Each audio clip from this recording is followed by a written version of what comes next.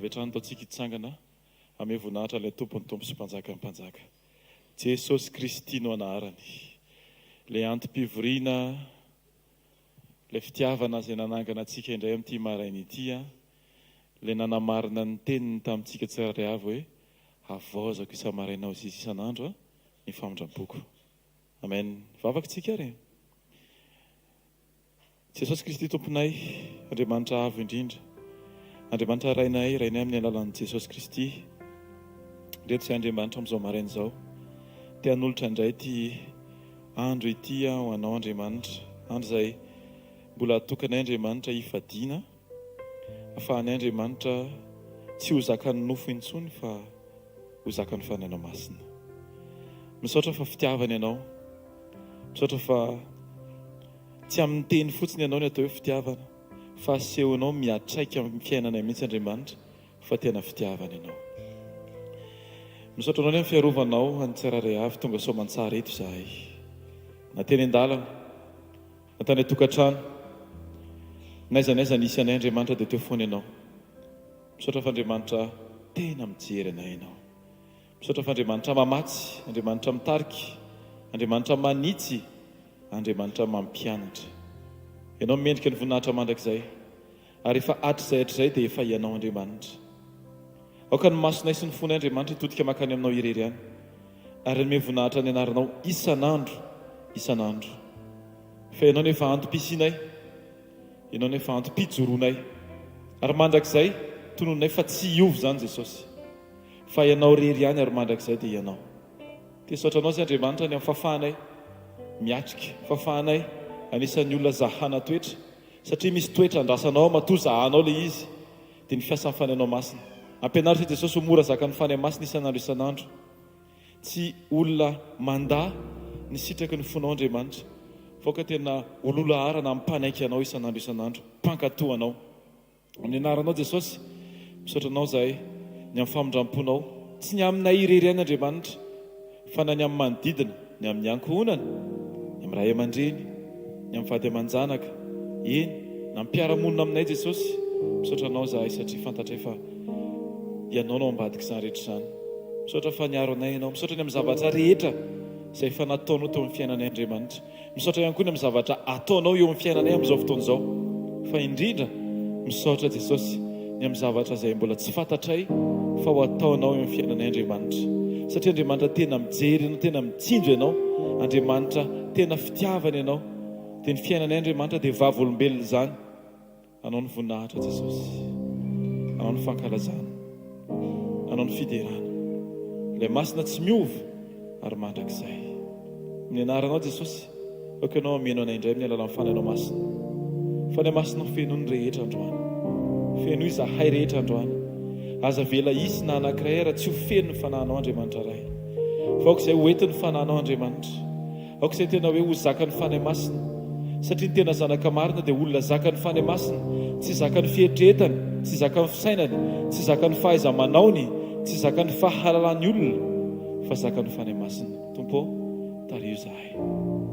Misaotra anao koa izay Andriamanitra ny amin'ny zavatra rehetra izay mbola tsy tanteraka araka ny eritreretanay, satria izahay mihitsy ny hanamboarana anay Andriamanitra. Satria ao anatin'ny asa fanompona dia tsy izay mety aminay fa izay mety aminao Andriamanitra. Tsy izay sitraky ny fonay fa izay sitraky ny fonao Andriamanitra ray. Jesosy eto izay amboarina, ahitsy, ampianarina, atsangana, anarina, tezaina amin'ny fahamarinana, ahitsy amin'izay diso, mba hanahaka anao izay Jesosy Kristy, mba hanahaka anao izay isan'andro. Jesosy eo, tsy mainka hampiasa ny fahaiza-manaonay na ny vavanay, fa kosa mainka hamoritra ny lohalikay ho fankatoavana eo anatrehanao. Amin'ny anaranao Jesosy, misaotra ny amin'ny antsipiriam-piainana tsirairay avy. Taontsika rehetra samy misaotra an'Andriamanitra ny amin'ny zavatra nataon'Andriamanitra teo amin'ny fiainantsika. Misy zavatra nandalovanao manokana, taontsika hianatra hisaotra an'Andriamanitra. Misy zavatra natriantsika manokana, taontsika hianatra hisaotra an'Andriamanitra. Tsy rehefa mitovy amin'ny eritreretintsika ny zavatra anankiray, fa misaotra an' Jesosy tsika. Jesosy, misaotra anao ny amin'ny zavatra rehetra nampandalovanao teo amin'ny fiainako, satria fantatro fa misy tandina tsara be ao ambadika izany rehetra izany Andriamanitra. Misaotra fa Andriamanitra tena tsara ianao, misaotra fa Andriamanitra tsy mba manadiny ianao, misaotra fa fantatro fa Andriamanitra tsy mba diso-kady izany mihitsy ianao, fa misy tanjonao izay tsy voatery fantatra androany izay tianao atao amin'ny fiainako, fa ny anjarako dia manome voninahitra anao amin'ny fotoana rehetra, amin'ny anaranao Jesosy misaotra indrindra. Alleluia, amen. Taontsika tehaka ho an'i Jesosy etỳ am-panombohana dia mamerina ny fiarabahana amintsika tsirairay avy tahin' Jesosy ianao. Alleluia. Ho antsika izay manaraka ihany koa ny tokantrano sy any amin'ny toerana maro samihafa any dia tonoana sady ny fiadanan'ny tompo ho amintsika rehetra. Taontsika maka ny salamo fa 7:10 andiny voalohany ka hatramin'ny 5. Salamo fa 7:10, salamo 93 andiny voalohany ka hatramin'ny 5. Mahafinaritra be raha miaraka amin'ny redontsika rehetra, ary aza tonoana fa isika dia isaky mivoaka ny trano dia tokony manana antoka fa misy tenin'Andriamanitra foana amin'ny fiainantsika, misy tenin'Andriamanitra foana any am-paositsika, fa indrindra misy tenin'Andriamanitra any am-pontsika tsiraray avy. Amen. Satria ny tenin'Andriamanitra dia milaza hoe atao am-poko ny iraketako ny teninao mba tsy hanontako aminao. Voaharontsika amin'ny fahotana rehetra rehefa feno tenin'Andriamanitra. Salamo fa 7:10 andiny voalohany ka hatramin'ny 5. Salamo fa 7:10 andiny voalohany ka hatramin'ny 5 izay mivaky toy izao: amin'ny anaran'i Jesosy. Hoy soramandro hoe ny fiandrianan'Andriamanitra. Amin'ny anaran'i Jesosy, Jehovah ny mpanjaka, tafy voninahitra izy. Jehovah mitafy, eny misikina hery izy, ary izao rehetra izao nampitoerina ka tsy hetsika. Ny seza fiandriananao nampitoerina hatramin'ny fahagola, hatrizay ianao. Manandram-peo ny rika, Jehovah, eny manandram-peo ny rika. Mampirondroana ny feony ny rika, mihoatra noho ny rano sady be ny mahery, eny mihoatra noho ny ozan-dranomasina lehibe. Ny voninahitry Jehovah any amin'ny avo. Ny teny vavy olombelonao dia marina indrindra, fa masinana ny mendrika ny tranonao mandritra ny andro maro. Jehovah, amen. Amin'ny anaran'i Jesosy, aoka ity andro ity ho andro anankiray izay ametrahantsika izany fiandrianan'Andriamanitra eo amin'ny fontsika tsiraray avy izany. Aza vela izy zavatra afaka ny toeran'Andriamanitra eo amin'ny fontsika. Taontsika hivavaka amin'izao fotoana izao. Raha tsara indrindra masina mandrakizay, ianao n'Andriamanitra, Andriamanitra, ianao ihany ny tiana hipetraka ao anatin'ny fona tsiraray avy, ho mpanapaka, ho mpitarika, ho mpamatsy ara-tsaina. Alleluia. Ho mpitantana mahay, ho tena mpanolo-tsaina tsy takatry ny saina. Amin'ny anaranao Jesosy, ianao izay n'Andriamanitra. Fa zao rehetra izao nampitoerina ka tsy hetsika. Izahay ao anatin'izany Andriamanitra, ampitoerina ka tsy hanan-kalahatra, tsy hanana hevitra hiverina fa tsara, tsy hanana ny teny izay Andriamanitra eo anatrehan'ny fahalehibiazanao. Zahay Andriamanitra dia iankohako eo anatrehanao mandrakariva. Tsy ny lohalikaina ny lohany amin'ny forotra fotsiny ihany Andriamanitra, fa ny fony mihitsy Andriamanitra no manaiky ny fiandriananao isan'andro isan'andro. Aoka ity andro ity Andriamanitra ho andro iray indray izay ahatonga anay ho babonao bebe kokoa. Antsafidy amin'ny anaran'i Jesosy, anaiky ianao, hitarika anay sy hampianatra anay isan'andro isan'andro. Tsy hanohitra ny fitarianao, fa anaiky ny fitarianao. Amin'ny anaranao Jesosy, misaotra Jesosy. Amen. Tonoa ny fiadanan'i Jesosy amin'ny olo akaikinao amin'izao fotoana izao. Alleluia. Alleluia. Ndaontsika mbola ametraka ny etaetapontsika eo anatrehan'i Jesosy indray androany. Nokatra amin'ny fontsika indraintsika androany hoe Jesosy eo hoento indray izay androany. Mangetahetanao izay Jesosy androany. Asandrato ny vavakao dia asandrato izany vavaka izany, izany tombavaka izany androany, fa mangetahetan'i Jesosy indray ianao, mangetahetany ho ahitsy indray ianao androany, mangetahetany indray ianao androany hiaraka amin'ny Jesosy dia asandrato ny vavakao. Ray masina tsara indrindra amin'ny anaran'i Jesosy. Manantona anao indray izay Jesosy androany amin'ny etahetanay Jesosy eo, fa milanao fiainanay Jesosy. Mangetahety izay Jesosy eo ny amboarinao indray androany, mangetahety ny sitraponao indray izay Jesosy androany. Mangetahety izay ny kiambana aminao, mangetahety izay Jesosy ny fankahita aminao androany. Hoentinay Jesosy ny etahetanay androany mba tena hifankahita aminao tanteraka izay androany Jesosy. Amin'ny etahetanay no anantonanay anao Jesosy mba ahafahanay indray Jesosy eo mandray izay anjara teny voamanao anay tsirairay avy androany, anjara fanitsiana Jesosy dia ety am-piandohana dia efa manaiky sady izay Jesosy, manaiky izay no ahitsy, manaiky izay Jesosy no amboarina, manaiky izay no tarianao, manaiky izay Jesosy eo niaraka aminao indray, tsy mahefa nihino izay raha misaraka aminao Jesosy. Izany indrindra no iantsonay ianao amin'ity fotoana androany ity Jesosy eo mba hiarahanao aminay indray, dia mamemoa anay Jesosy hoento indray izay androany, hoento izay mba hifankahita aminao fany masina. Halleluia. Sandrata Jesosy. Andriamanitro, Andriamanitro ianao, mangedahitanao ny fanaiko, maniry anao ny nofoko. Indro asandratra aminao ny tanako, tonidany may zay mitady orana, mihoatra noho izany no iandrandrako anao, dia hitondra fanahy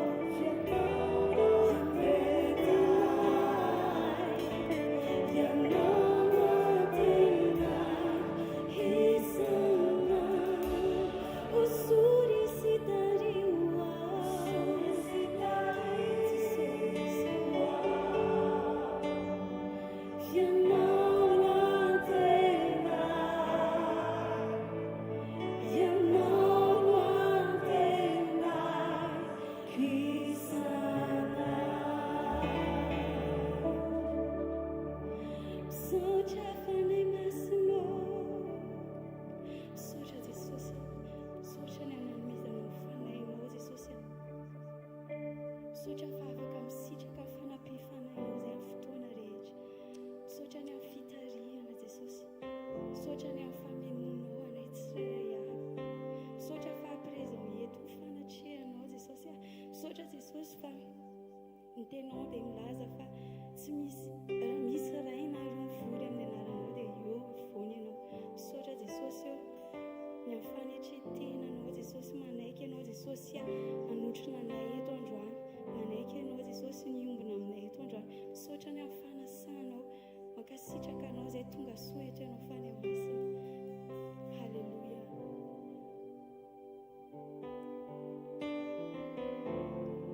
Verina aminao izay Jesosy.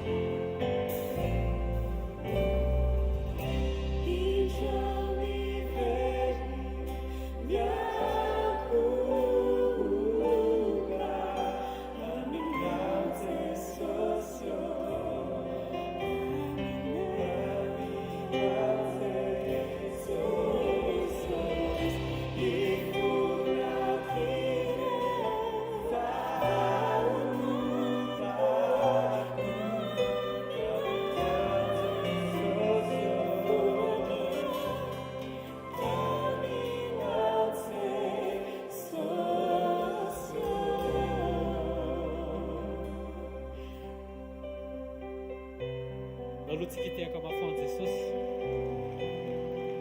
Tovy mafy ny tiaka ao a ho an Jesosy. Alleluia.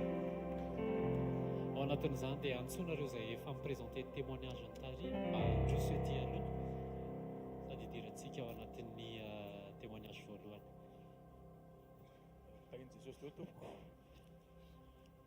Tamin'ny herintaona zany fanjova-bela toa tena hoe stressé tamin'ilay asa. Ny asako moa délégué médical dia 24 ans zay nanao azy hiditra 25 ans amty dia le vata zany fitako hoe reraka e. Fa tena reraka aloha zany le tsy ampy sekoly satria sekoly tsy tafakatra sekoly mihitsy zomasy sabotsy any tafakatra. Dia ao anatin'le asanay misy formation en ligne tsy maintsy atao. Dia zany nanomboka juillet 2024 tena reraka be. Naka congé aloha be dia tena hoe nankaina zany fa tsy nanao ininona. Dia nitarozaka telo le formation. Dia miaingany amin'izay ny fampitandrema ny fampitsivany ara-tao tsy vitanao zao, tsy vitanao zao, tsy vitanao zao. Sa faraparan'ny taona iny décembre hoe dernière chance anao ty.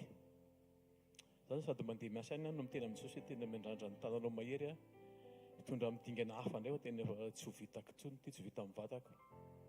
Dia nataoko foana le asa zany dia nahita fity dia sady mbola miandrandra any hoe aiza le tananao Jesosy fa tena efa mafy be, me mafy le izy. Le taona nefa mety hanora. Dia nandeha teny dia nandeha ny décembre.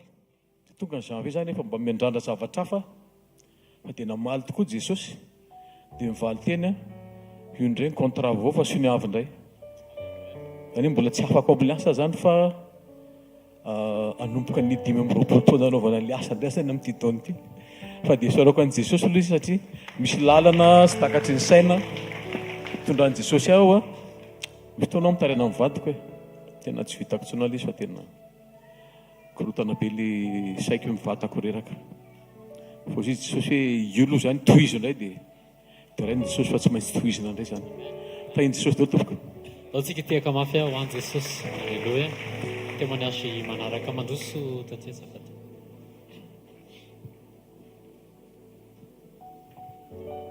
Voninahitra ho an Jesosy moa zany no mbola hijoroako vavolombelona eto ny amin'ny fanasitranana izay nataony tamiko. Tamin'izany teraka ny zanako voalohany dia herinandro tao aorianan'izay dia nivonto be tena lasa ngeza be ny nonoko. Dia izay moa zany ny hevitra hoe miakatra be le nono. Dia ozy bebe anay hoe aza misotro ranontsony ianao fa sao dia miakatra any amin'ny tendany io lasa ratsy be. Dia nifatorana mihitsy le nono tamin'izay fotoan'izay.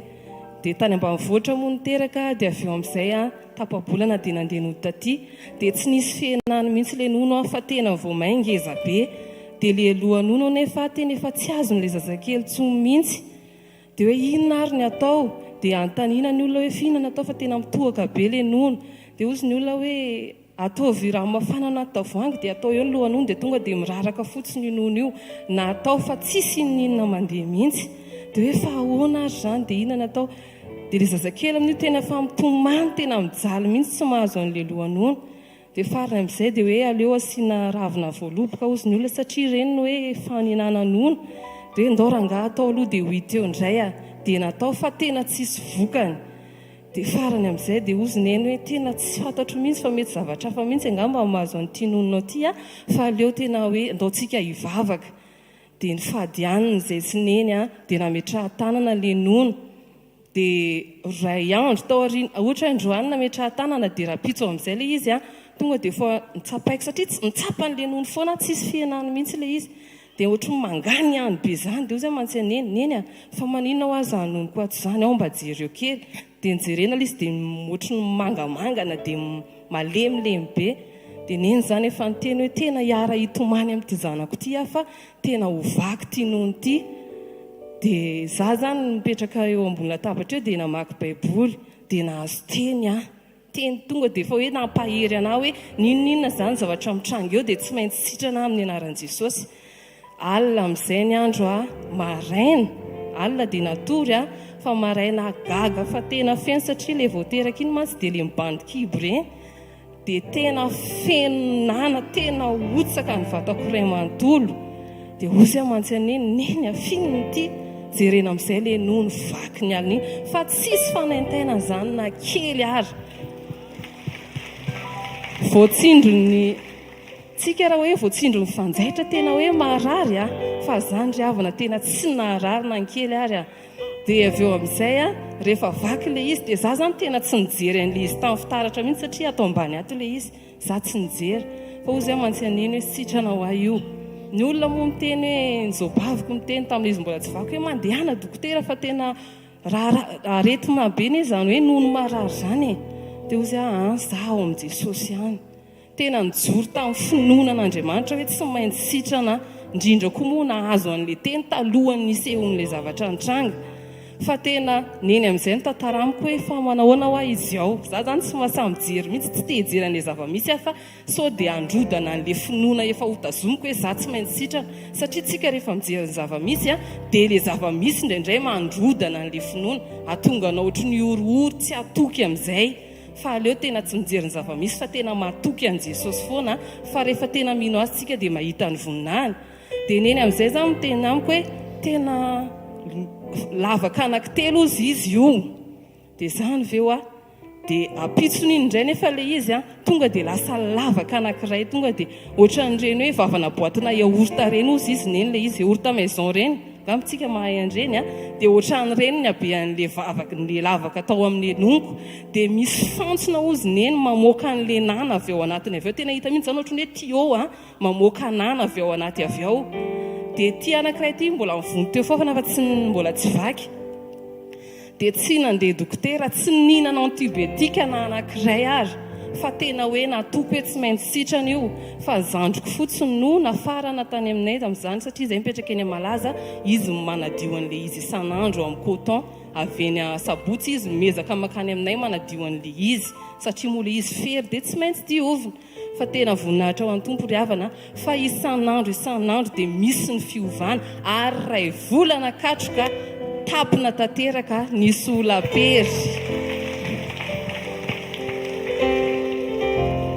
Dia ny ilany indray dia ozy indray neny dia ahoana zany ty ilany ty dia mbola ho vaky indray ve zany io ozy neny anaka tena hoe mijoroa ianao dia tena metra tanana ozy izy fa mba tsy ho vaky ohatran'iny anankiray intsony dia nametra tanana le izy dia tonga dia namaritra maintimainty be teto ambony teto dia niofakofaka ohatran'ireny may ireny dia niena tsy naninona voninahitra ho an'ny tompo dia niteraka ny zanako faharoa tamin'ny herintaona dia isaorina an'i Jesosy fa mampinono soma tsara voninahitra ho an'ny tompo. Alleluia.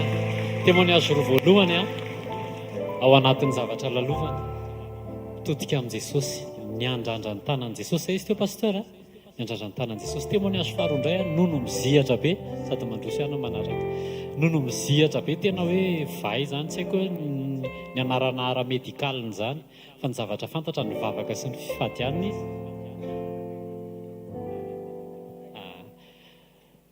ny vavaka sy ny fifadianiny izy dia Jesosy ny karakara ny rehetrarehetra. Amen. Alleluia. Voninahitra ho an'i Jesosy rery ihany nijoroko mijoro vavolombelona manoloana an'ireo somary lavalava kely zany le tantara aloha fa afoezina ihany.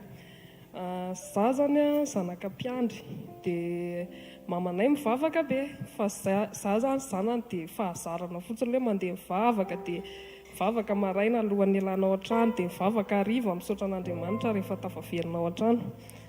Volana oktobra teo amin'izay maty mamanay dia eo zany ianao eo aloha dia efa manomboka miozongozona le finoanao hoe samy malala n'izany ohatra ny ahoana izany mamy izany hoe tena hoe iny ny anteheranao amin'ny fiainana zany. Avy eo ny volana novambra indray nianjera tany am-piasana dia hoe vilana amin'ny bassin dia teo zany ianao dia mbola mahatsapa hoe raha teo zao neny le dia voly koa tena miasa zany eo anatinao ao mandetika anao akivy tanteraka anao mihitsy. Dia volana desambra amin'izay dia avy indray hoe rehefa règle dia tena le marary be mandeha raha be reny dia manantona gynécologue fa nareo efa hiteraka andala aloha manantona gynécologue. Dia rehefa nanantona tany dia nanao écho dia hoe misy karazana kambo ao anatin'ny tranonjanaka ao izy le dokotera fa izay mahatonga anao hoe tsy be voka mihitsy fa tsy maintsy alany ozy izy izay ianao vao mety be voka. Dia teo aloha izany dia efa kivy vao me anao kivy Jesosy mbola tsy ampy ve izay fahoriana efa netiko izay. Dia verina ty ianao ozy izy amin'izao verina confirmena hoe tena nisy ilay izy. Dia verina fanondroany tany izay dia tena confirme ilay dokotera hoe misy ilay izy fa tsy maintsy esorina io. Dia rehefa niresaka tamin'ny olona rehetrarehetra izany ny manodidina anao dia hoe andana makany amin'ny dokotera ihany, andana aloha mangataka deuxième aviany ihany, andana makany amin'ny pasteur ihany. Fa izay mivady izany ny teny hoe maninona moa tsika nitady an'izany fa andao tsika hitady an'i Jesosy. Dia hoe andao hivavaka tsika. Dia nanomboka vavaka anakaty izay. Ny zokinay moa izany efa mivavaka ato dia nanomboka mivavaka taty izay hoe andao hitady an'i Jesosy fa raha mikasika an'ireny olona ireny Jesosy afaka mikasika antsika koa. Dia mivavaka izay dia mivavaka teto moa izany pasteur. Dia za to dia natsiary hoe maivana tapa-bolana angamba izay. Dia za hoa mahatsiary hoe maivana. Dia ny any an-trano moa izany ny olona manodidina miteny sao dia ilay fivavahana ny azo tsiny avy eo raha sanatria fa ataovy ihany aloha izay hoe jereo ihany izany verifie hoe tena ny afaka tokoa ve ilay izy. Dia ianao moa izany ray aman-dreny mioko ianao izany ilay tsy tena nijory tsara ianao izany fa mbola niaya ihany. Dia eny ary fa andao atao ilay izy. Dia nakany amin'ilay dokotera dia misy appareil izay izany ohatrany hoe misy caméra sisa atsofony any aminao any dia ozy izy ilay dokotera hoe tonga dia sady manala an'ilay izy ozy izy amin'izay fotoana izay tamin'ny larobia ilay izy. Dia hoe andao ary fa atao ihany ilay izy. Fa ny talata alohany iny izany tena hoe efa nanomboka tsy niasa dia mivavaka hoe Jesosy za matoky ny sitranonao fa nefa tsy afaka niteny fotsiny hoe sitranonao fa mila proof izany manodidina hoe tena sitranon'i Jesosy. Dia ny vavaka tena mivavaka ny talata fa nanomboka fifadikanina aloha izay tamin'ny fatihanina. Dia noho hoe tsy maintsy hodidiana dia 3 andro ihany ny vitanay dia hoe ajanona satria ianao mila hery izany ilay hodidiana. Tonga amin'izay ny larobia dia natao ilay opération. Vao niratra izany dia nanontaniako ilay dokotera vao very tonga saina satria natao anesthésie générale ilay izy. Nisy zavatra nalanareo ve atao dokotera? Tsisy ininona atao ozy izy. Tsisy ininona atao. Dia izy moa izany efa tena nialana eny nakarokaroana efa tsisy ininona atao. Diso ilay écho, diso ireny écho ireny. Dia za aloha izany za efa nanana finoana tsy diso ilay écho fa sitran'i Jesosy. Alléluia. Satria dia voninahitra ho an'i Jesosy irery ihany. Dia ny afatra ao anatin'izay izany hoe tsika izany mila mijoro satria ny devoly izany manao izay elanao akivy anao tena hoe misy ve izao Jesosy izao. Fa teo amin'izay amam-bolan'izay izany tena natsapana hoe Jesosy mbola manasitrana na izao 2025 izao mbola manasitrana izy fa mila anao manantona sy manokatra anao ray manontolo aty Jesosy izao ny fahotako izao ny aretiko izao dia mbola manasitrana Jesosy. Tena nifikirako moa izany ilay tantara hoe Jesosy nanangana maty. Dia za mivavaka hoe Jesosy maty efa 4 andro efa alohany izany efa hoan'ny olona voatsanganao naverina vaovao maninona moa tsy atsanganao. Dia nivavaka dia natoky an'i Jesosy dia voninahitra ho an'i Jesosy fa sitrana saotra ndao tsika tiaka mafy ho an'i Jesosy. Témoignage manaraka dia avy eo mbola misy farany. Alléluia, manona ny fiadanana ho amin'i Jesosy antsika tsirairay avy nijoroky vavolombelona zava-magaga nataon'i Jesosy ny amin'ny nisy fianakaviana narary fianakavian'ny vadiko. Dia rehefa tany izay mivady dia ny ao an-tsany ny tao anatin'ilay fianakaviana izany hoe efa ho faty ozy nataony izy fa misy biby ao anatin'ny lamosiny dia mihinana ny lamosiny tsikelikely. Dia izay izany na ny fianakaviana ary izany efa hoe ny akanjonay izy efa voasasa daholo fa efa ho faty izy. Dia tamin'izay fotoana izay rehefa teo izay mivady izany dia nitenen'ilay fianakaviana hoe mba hivavao izy nataony ny fanahy. Fa tao anatin'ny fo izany tao anatin'izay hoe tsisy maty izany fa mivavaka. Dia rehefa mivavaka dia nanonona ny fiainan'Andriamanitra ho amin'ilay olona narary. Dia tsy takatsy ny saina fa mandrakity aloha ilay olona androany mbola velona any mbola mandehandeha. Dia ny anankiray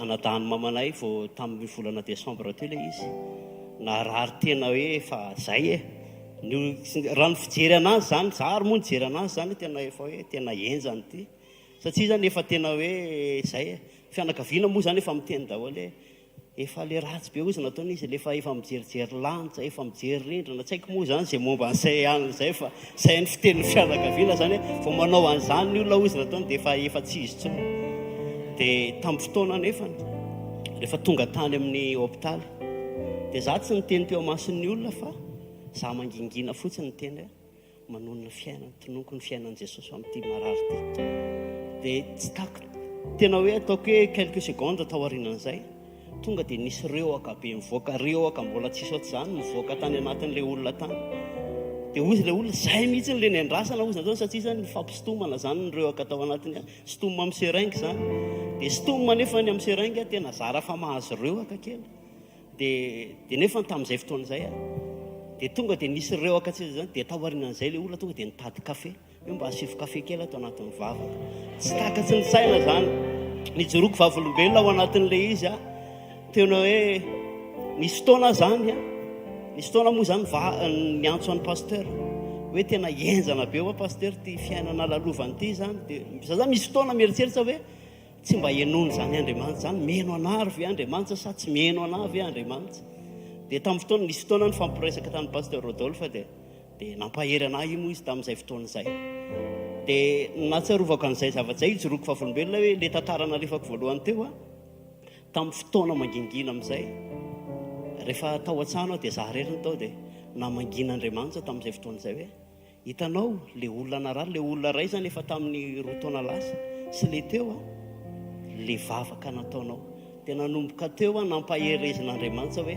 aiky Andriamanitra zany tsy voatery hoe rehefa milamina be ny fiainantsika dia zay vao eo Andriamanitra fa mety tsy mety ny zavatra rehetra fa Andriamanitra eo foana miaraka amin'ny fiainantsika alleloia dia tena hoe amerenana ny voninahitra any amin'i Jesosy fa tena hoe eo foana Jesosy miaraka amintsika ny faharoa manarak'izay ny amin'ny vadiko manokana ny vadiko moa zany nanao solomaso dia ny solomaso nefa tena le ngeza be reny mihitsy ny lokon'ny solomasony zany dia tamin'ny fotoana amin'izay zany nisy visy ray niala dia raha ny tena marina moa zany hoe tsisy dikany kely manana an'ilay tournevisina solomaso satria za foana manamboatra ny solomasony rehefa simba ilay solomasony dia nisy visy ray niala dia rehefa niala ilay visy zany ohatrany hoe tsy nety voaveriko mihitsy dia tamin'izay fotoana izay ozy pasteur aja taminazy hoe tatia tsy miverina tsony ny solomaso io dia mandraka ty moa le androany ilay solomaso tsy nety miverina fa tena hoe nandeha teny ny fotoana dia le masony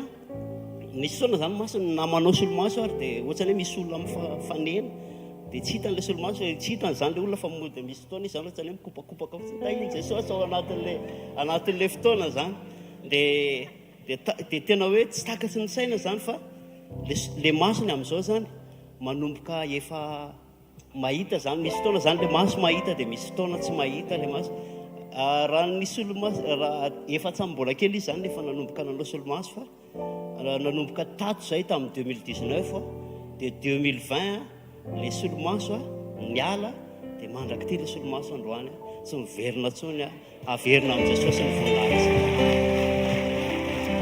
tovy mafy ny tiako ao an' Jesosy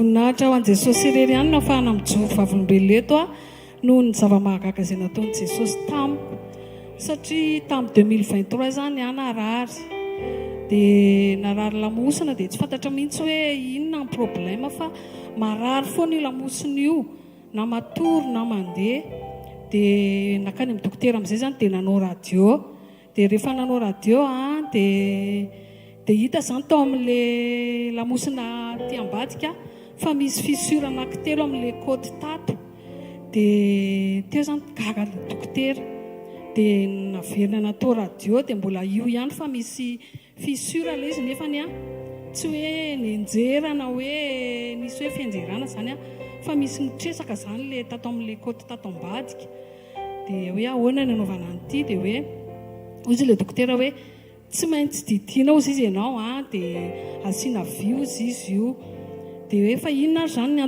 natonga le fissure nefa ianao tsy nienjera fa na io ozy izy misy cancer any dia mety hoe nampalemen'le taolana dia natao indray zany ny analyse dia hita fa nisy cancer zany.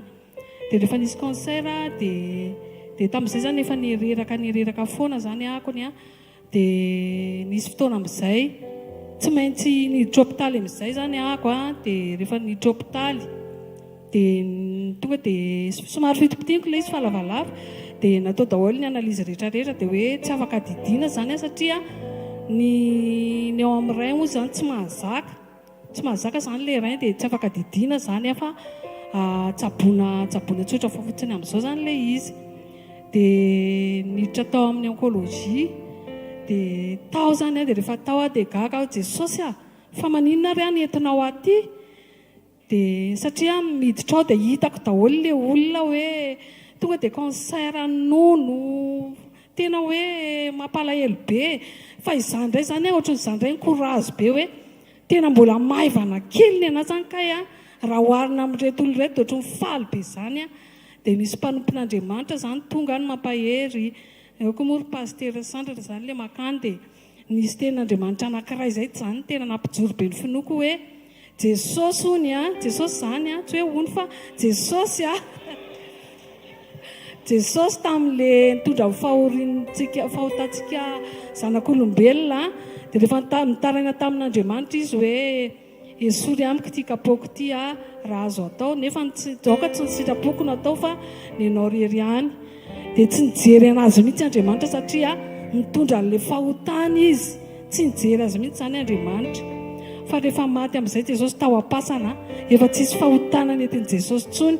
Dia tao anatin'iny amin'izay Jesosy no natsangan'Andriamanitra. Dia velona izy. Dia tamin'izay zany no nampiorina be ny finoko hoe tena taniko zany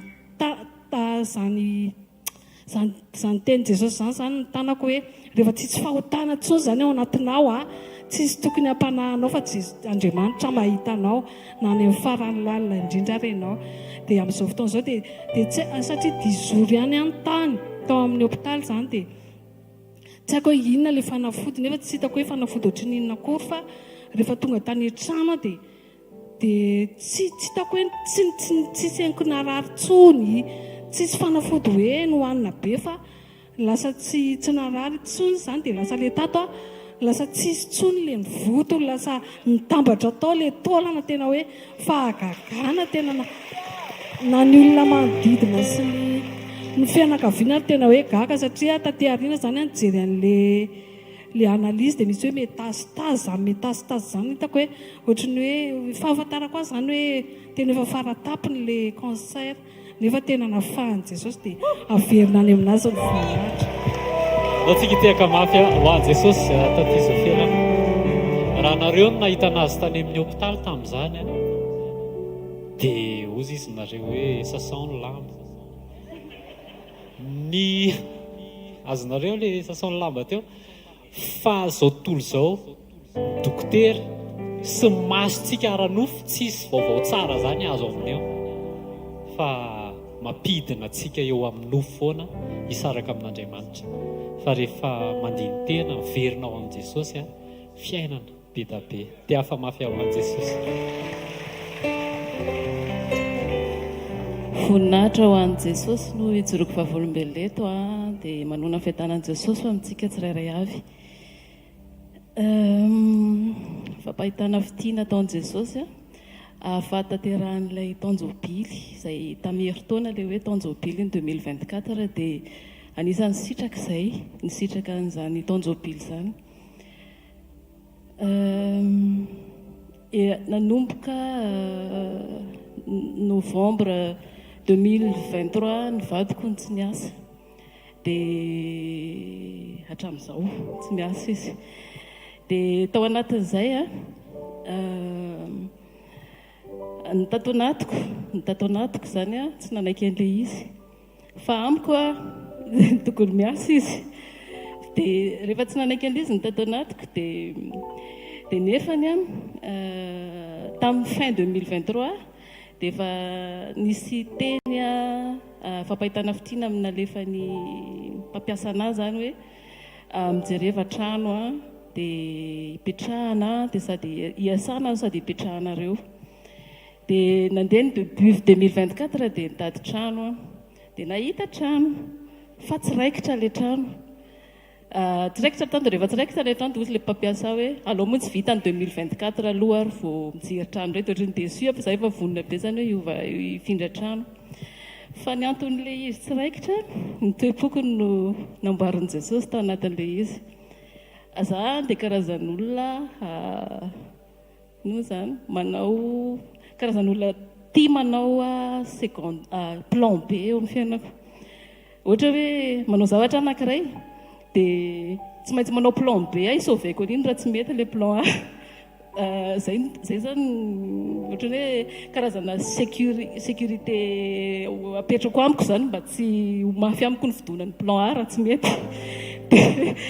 Dia rehefa nandeha ny 2024 nandeha ny janvier février dia io zany ohatrany hoe teneniko foana le vadiko hiadiko foana le vadiko tsoriko le izy zay efa asa manao ana fa tsy mety zao tena nandeha volana rehetrarehetra miteny amin'ny foana dia rehefa mahita azy dia tsy miasa dia sorena rehefa mahita azy tsy miasa dia tena sorena be mihitsy dia rehefa mandeha dia miakatra fa mandeha dia rehefa tsy situation miova fa le za tezitra amin'ny foana zany indrindray le izy rehefa mivavaka dia apezelo iny fa dia zay raiky dia otra mampalahelo andray izy dia rehefa tonga amin'ny taty amin'ny mois de novembre mbola tena tonga hatramin'ny faran'ny novembre décembre niditra décembre amin'izay dia tena lase prise amin'izay tamin'le izy. Nandritra n'izay galère tsy hoe galère moa zany fa izay janvier ka hatramin'ny novembre zay dia tena nitondra lisy teo amin'ny Jesosy nitondra lisy teo amin'ny Jesosy niandohalikaky tamin'ny Jesosy niady mihitsy tamin'ny Jesosy janvier hoe fa maninona Jesosy ahoana izao ohatrany tsy nifanaraka an'izao tsika ohatrany tsy nifanaraka an'izany taminao hoe za mampidi-bola ato trano dia zao dia eniko Jesosy ny teny tamiko hoe fa maninona fa inona ny tadiavinao izy dia namaly aho hoe sécurité ho any tadiaviko ohatra vehivavy rehetra dia mila sécurité financière dia izy Jesosy hoe fa maninona ianao izy no fa maninona ianao mitady ny sécurité anao any amin'ny olona izy fa maninona ianao tsy mitady ny sécurité aty amiko fa ovinao izy nefa nanary ianao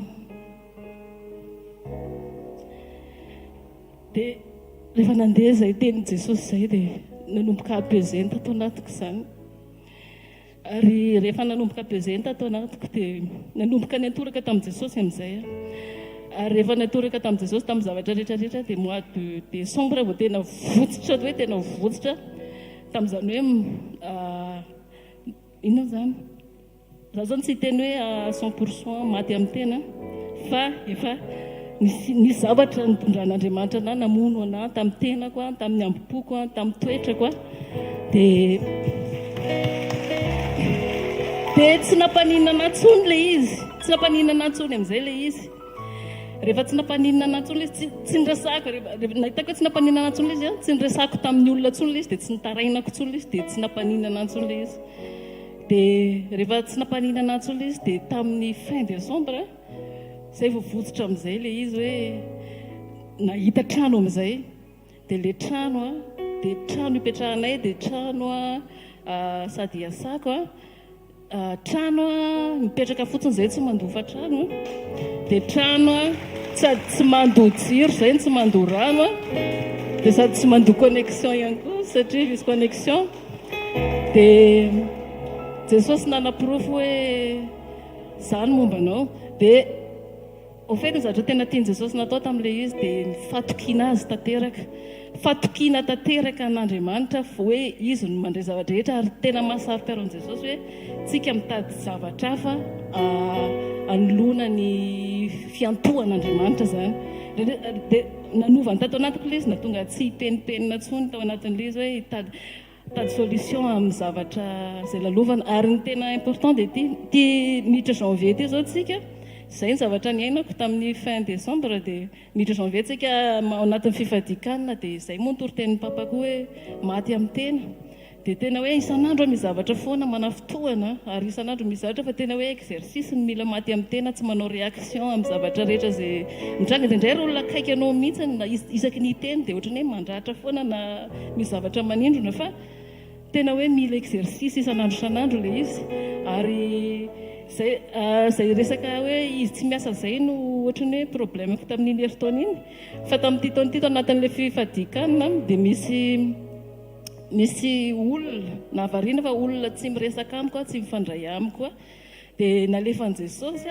a nicontacté anahy tao anaty MT tao anaty Facebook vehivavy izy io dia rehefa nicontacté anahy izy dia niteny tamiko izy hoe manahoana ozy izy dia manahoana ozy za ozy izy fantatro hoe tsika ozy izy tsy mpinamana na tsy fandray fa za ozy izy a manantona anao fa za ozy izy manana problème tokantrano dia variana be aho zany dia fahahoana aho a dia ozy izy hoe za ozy izy tsy miasa vehivavy izy fa nivadiko miasa dia nivadiko ozy izy le sorena angamba am'le za tsy miasa ozy izy fa isaky ny mahita anahy izy ozy izy ao an-trano dia vonony a mamono tena mamono mihitsy ozy izy le ala dia tena dia za ozy izy tsy manana an'izy hitarainana za ozy izy tsy afaka hitaraina amin'ny ray tapo amiko satria fantatro ny fisainany zareo dia za ozy izy tsy afaka hitaraina amin'ny ray aman-dreny le lehilahy ihany koa dia za ozy izy tsy afaka hitaraina amin'izy anizy tsy hitako tsony ozy izy atao fa za ve ozy izy mba afaka manantona anao au fait za moa le manao publication ten'Andriamanitra dia mety reny no natonga anazy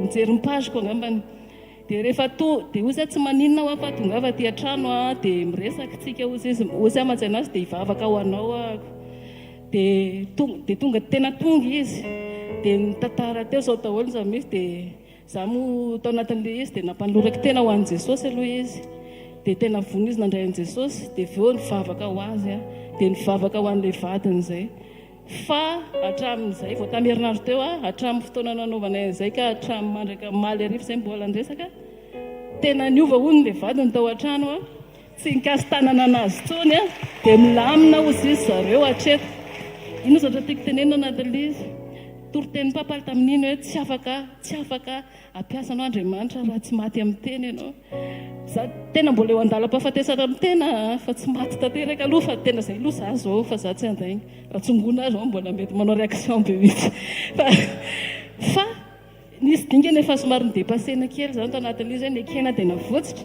dia ohatrany hoe maika koa Andriamanitra dia misy olona koa tiany afana ao anatin'le même situation le zavatra anazy anahy dia tena hoe voninahitra ho an'i Jesosy irery ihany tamin'izany zavatra rehetrarehetra zany dia anankiroa le zavatra tao anatin'le zany hoe fatokisana an'Andriamanitra amin'ny fiainantsika iray manontolo tsisy fepetra mihitsy io fa Jesosy miantoka ohatrany anazy zao zany zavatra teneniko anareo zany zavatra tsy nangatako tamin'i Jesosy za tsy nangataka hoe mba mpafitao ty zay meo trano zay meo haniny zay tsy nangataka tsy sujet de prièrako zany fa nomena anay zany tamin'ny fahasoavana satria natoky tamin'ny teniny izy hoe tanjobily dia tao anatin'izay rehefa manaiky koa tsika ka tony teny dia Andriamanitra no mampidy za tsy niantso olona mihitsy hoe tonga avy aty aminay hivavaka aminay fa zary gaga hoe olona micontact anahy dia miresaka dia niraisiko fotsiny izy fa niraisiko hoe efa programme-n'i Jesosy dia tena hoe voninahitra ho an'i Jesosy rery ihany zao tsika tehaka mafy ho an'i Jesosy vadika kely ato amin'ny terrain Jesosy daholo lohatenyity vavolombelo ity moa zany hoe Andriamanitra matoky amin'ny teniny karakara visa zany dia niresaka tamin'ny pasteur Rodolphe dia niteny izy hoe atao fa mety io dia natao dia tsy nety dia refusé le izy dia nanantona amin'ny pasteur indray dia niteny hoe refusé dia ozy izy hoe avereny fa mety io dia naveriny dia tany dia ny ambasady amin'izay nangataka hoe omeo mitondra ianao ozy izy contrat-na toeram-piasana handray anao amin'ny 2026 hoe rehefa vita zany le heritaona ataoko dia misy toeram-piasana handray anahy fa tsy hoe any vo hitady dia mety hoe Iklande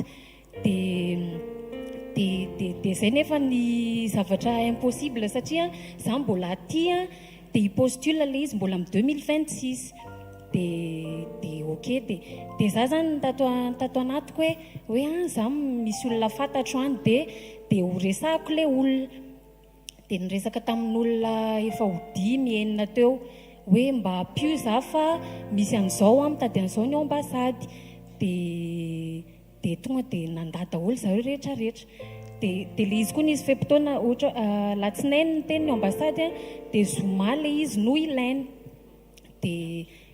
dia latsinainy talata larobia lakamisy ny tena teny tamin'olona be dia be mihitsiny dia tsisy nety lakamisy alina amin'izay vao hoe andrekako hoe tsy posa le izy dia teo amin'izay zany vao hoe tena leo hipostule amin'ny internet dia nefa fantako hoe nivavaka aloha zany za dia hoe mipostule eniko tato anatiko hoe postuleva amin'ny internet dia ny postule dia efa CV-na dia efa LM dia nalefako daholo ny dossier tao anaty CV-ako rehetrarehetra dia alina efa tamin'ny nanomboka 21 heures teo zany za nandefa foana efa tsy haiko roapolo mahery ngamba nandefasako dia le izy nefa zavatra tsy efa fantako tato anatiko zany hoe tsy possible le izy satria rehefa mipostule ianao tsy hoe ny orinasa apitson'iny tonga dia hoe andao amaly anao zany ny orinasa dia efa fantako le izy hoe tsy ho possible fa alefako foana dia nandefa be dia be efa ho roapolo teo dia nefa le izy zomany ilaina zalaka misy alina vao nandefa dia voninahitra ho an'i Jesosy fa nisy anankiray zoma tena tsara be Jesosy misy anankiray zoma tonga dia niteny hoe mety aminay ianao alainay nefa 2026 pour 2026 dia nitenenako hoe tsy possible le izy avy eo quelques jours après nisy orinasa namaly hoe mbola loha loatra izao fa rehefa akaikikaiky ny 2026 any amin'ny farany taona na ohatra zany miverena amin'ny postule dia le roapolo ambo amin'ny hafa moa mbola tsisy namaly hatramin'izao dia tena misaotra an'i Jesosy dia izay le hoe Andriamanitra matoky any teniny na dia ianao ary miezaka ny hoe olon-kafa nijerenao hoe matoky olona ianao dia izy matoky foana na dia tsy matoky ary tsika indraindray dia merci Jésus. Alléluia. Tsara Jesosy, alléluia. Andao tsika hitsangana, andao tsika hivavaka. Za postule nandritra ny 5 taona. Mahery. Tany ivelany. Fanahy indray mpandeha raha tsisy namaly hoe ok. 5 taona. Tsy haiko hoe azonareo an-tsaina ve ny zavatra nampahitan Jesosy amin'ny faly anahy. Postule androany alina manomboka amin'ny 5 dia mandefa roapolo na nitady an'le zavatra andefasana koa raha mbola baraingo hoe aizy ity no alefa dia amin'ny 7 maraina misy zomany apitson'iny amin'ny 10 zany hoe amin'ny 7 amin'ny 9 aty amin'ny 7 any dia misy mamaly hoe ok ianao voaray ho amin'ny heritaona io fa tsy hoe ho amin'ny rapitsona zavatra tena impossible rehetra zany fa zay Dieu de l'impossible ny Andriamanitra amen. Tsy haiko ianao hoe mandray zavatra avy eo anatin'izany fa za tonga dia velobelona be mihitsy zay nataony tamin'ny faly anahy afaka ataony aminao. Inona secret nitady olon-kafa izy nandritra ny 4 andro fa tsy nitoraka tamin'i Jesosy.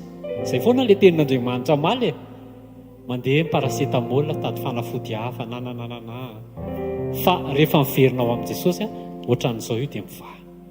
Alléluia. Da toery nandritra ny 2024 niezaka inona no tokony atao fa fin décembre vao nitodika tamin'i Jesosy izy fin décembre 2024 voakandray ny contrat anankiray.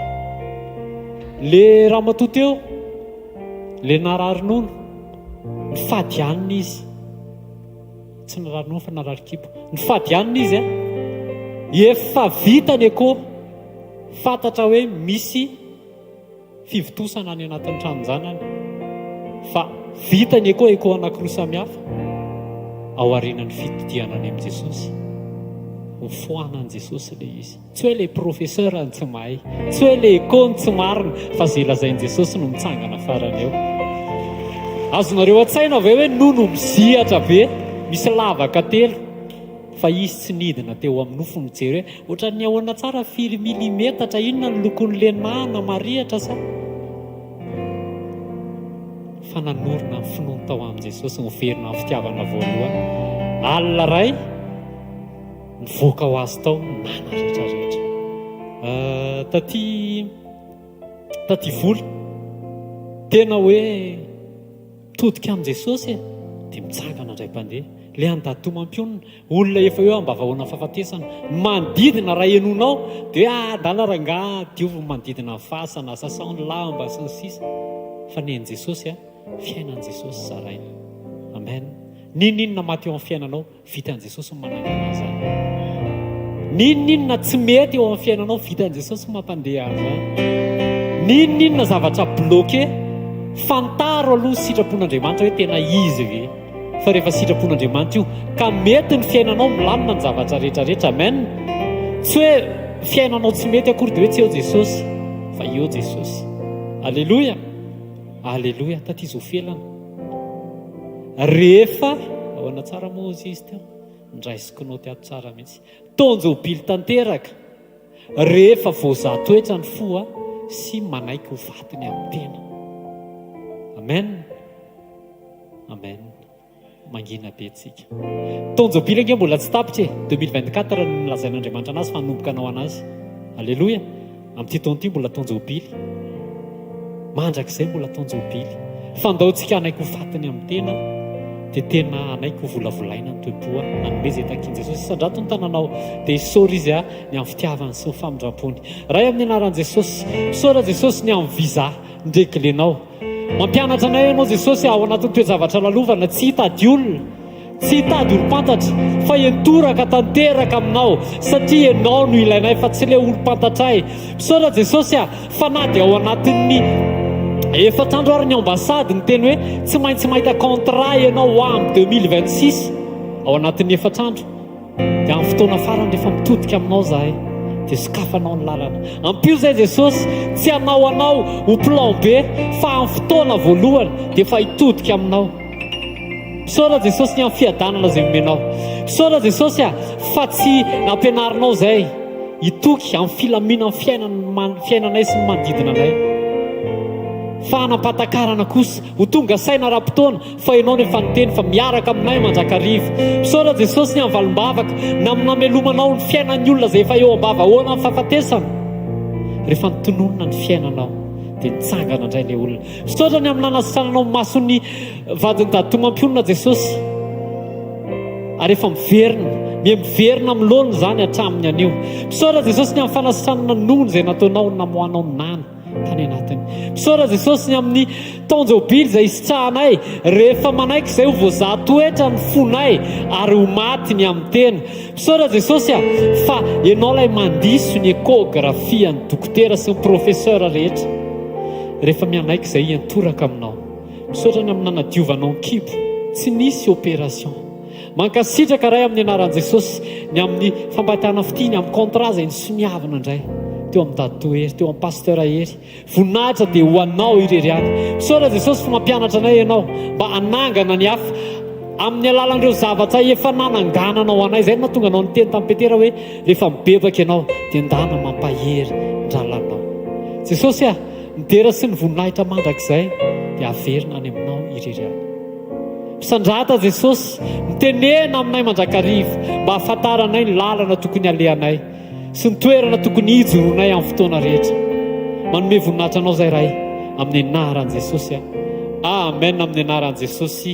Amen. Ny tia fa mafy ho an'i Jesosy.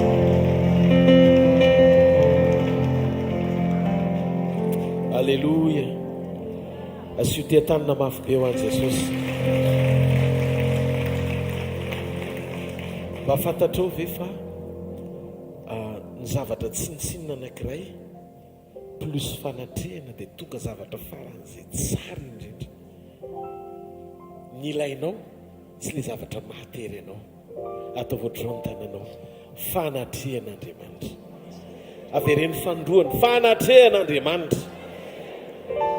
Enoy vovoka zaho nisy fotoana nanao akanjo tsara tarehibe dia vao nahazo kiraro tsara tarehibe tamin'izay dia voazoko le izy dia nandeha teny amin'ny toerana misy vovoka ako tonga dia ratsy endrika be le izy satria nanahaka ny lokon'le vovoka tezitra sy sorena kely dia nikopahako le vovoka fa vo nasiko rano le sifon amafana azy vo mainso solitika satria firetaka be le vovoka tezitra kely satria nanimba endrika an'le kapako le kiraroko le vovoka zany hoe vovoka zany na mikitika ny kiraro tsara tare ara dia kopahana fa tsy ilaina fa vovoka plus ny fofonain'Andriamanitra ianao io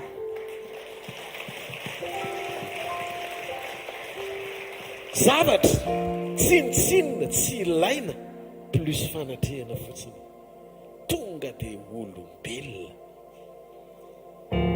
tena voamaly tendra fozany Moïse ny andrasan'ondry tena nindramina fa voaniona tamin'Andriamanitra tao atapitendrombohitra le tena tonga mianarana na mpiaiky fahefana na mpisaraka ranomasina mena teo sisy Andriamanitra mandana amin'izay ianao fa efa mety ny tehan'iny Moïse ndana efa mety ny tehan'iny teo izy Mosesy non fantatro ny titehan'ity rehefa tsy nisy ianao fa hafa mihitsy titehan'ity rehefa teo ianao ao fofany amin'ny lanitra ny tananao teneno Andriamanitra mila anao ny fiainako ianao ny ilaiko Jesosy tsy te ahomby tsy misy ianao zany tsy te tady hevitra sy fomba ivela ny fiombonako aminao ananako fahombiazana fiainao ny ilaiko Jesosy teneno Andriamanitra kanto ny fiainako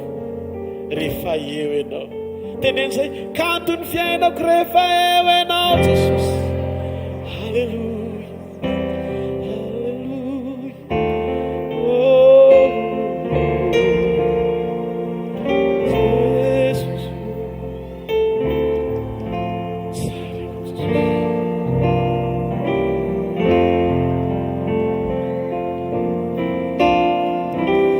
Canto, Lord,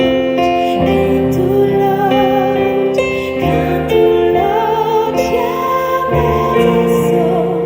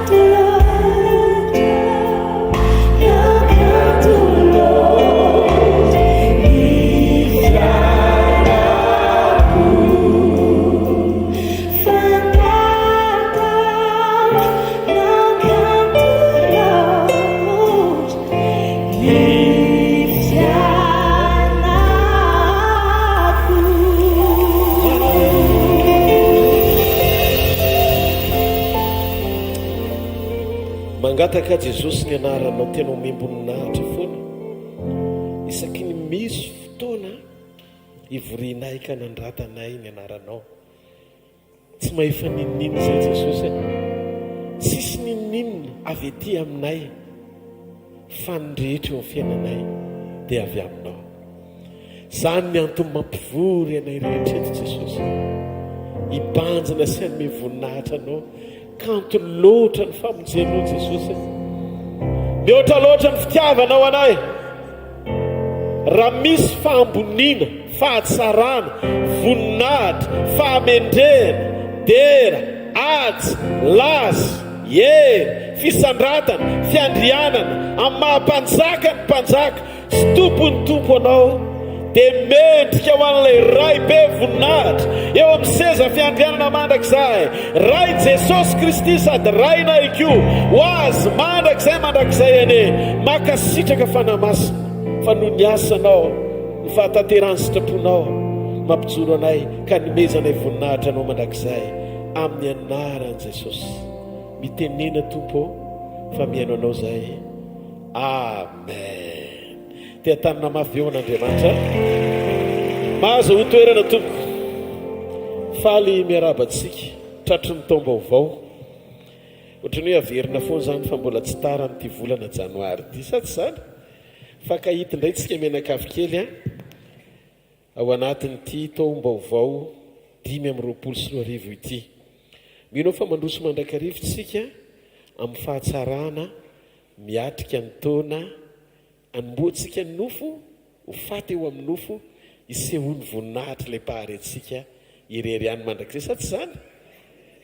Ty taon'ity rehefa maty amin'ny teny ianao rapida kokoa ny fiasan'Andriamanitra sy ny fanatrehana. Fa raha mbola velona eo amin'ny nofo ianao dia mafimafy kokoa no ahita ny fahatsaran'Andriamanitra eo amin'ny fiainantsika, na dia ampiasantsika ihany azy izy. Fonelisan'ny osorana, ela be vao velona le zanaka vaviny le mpitondra tena maty lahatokana, mbola nila niampatra teo amboniny izy, ela be zay vao velona le tovolahy kely. Fa rehefa taolamaina sisy Elisy natsipy fotsiny ny faty, tonga dia nitsangana kontakta tamin'ny taolana fotsiny dia velona, satria Andriamanitra mampiasa olona maty eo amin'ny tena mihoatra no ny olona mbola velona eo amin'ny nofo te hangalatra ny voninahitra Andriamanitra.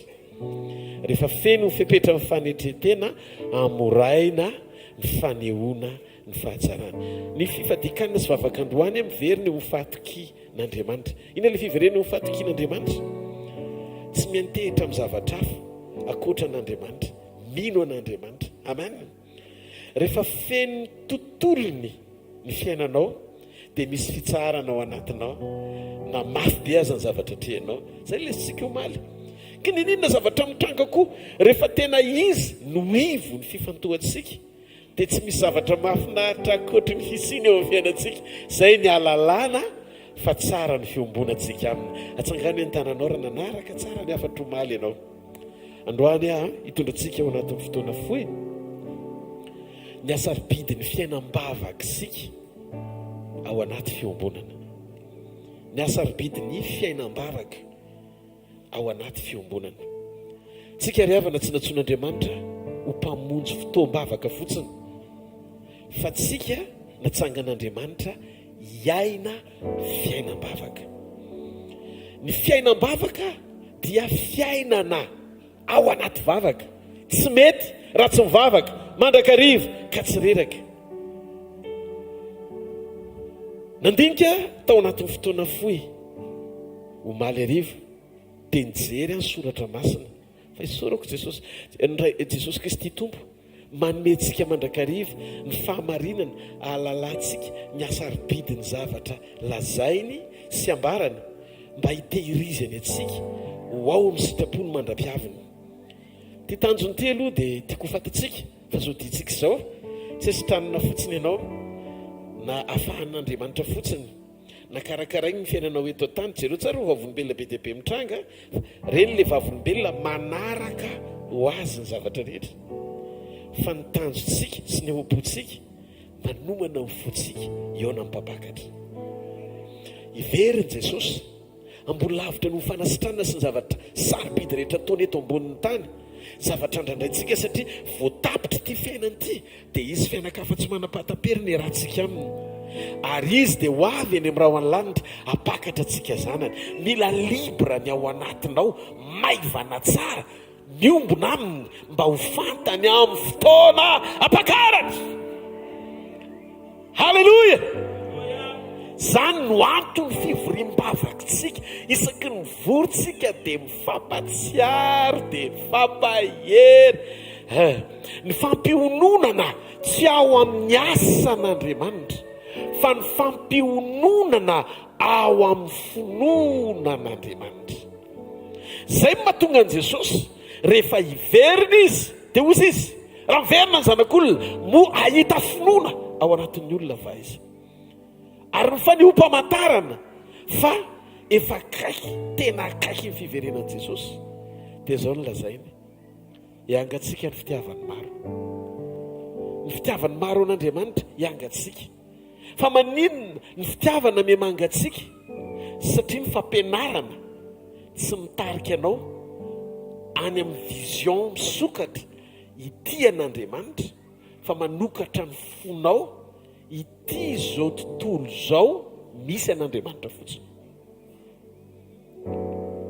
Le fanisiana ilaina amin'izao andro farany zao dia fanokafana sy fananganana anao iompona amin'Andriamanitra mba hifakahita. Rehefa azo antoka ny ao am-ponao ao anaty fitsarana fa marana ta afaka miveriny Jesosy, dia zao rehefa mifakahita amin'Andriamanitra ianao dia aza mana fa hitan'Andriamanitra io manjoanao io. Tia ny tompo vitsorana le tahotra ao anatinao esorina, fa nanono efa mizihatra misy nana azy vitan'Andriamanitra manampina azy.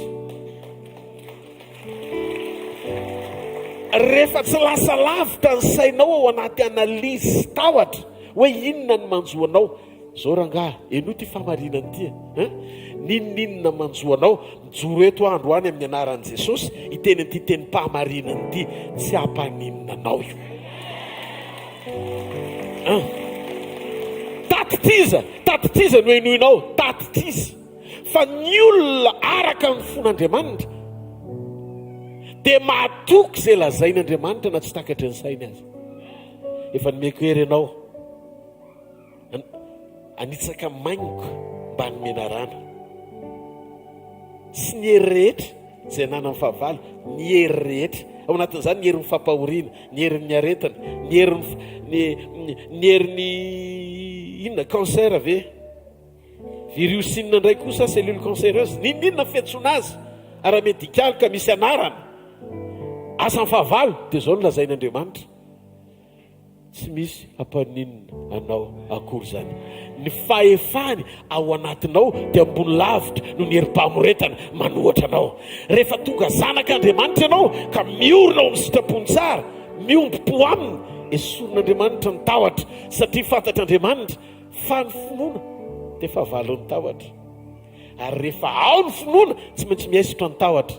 Ny alalana famino an'Andriamanitra ianao dia mahazo tongo Jesosy fa mahita finoana ao anatinao izy. Rehefa tsy misy tahotra intsony ao anatinao fa manana fitsarana ianao ao am-po, miatrika ny fiainanao andavanandro, satria fantatrao fa izay fanoerana rehetra misy eto an-tany atao ny fahavalo dia natao ho reseko amin'ny anaran'i Jesosy.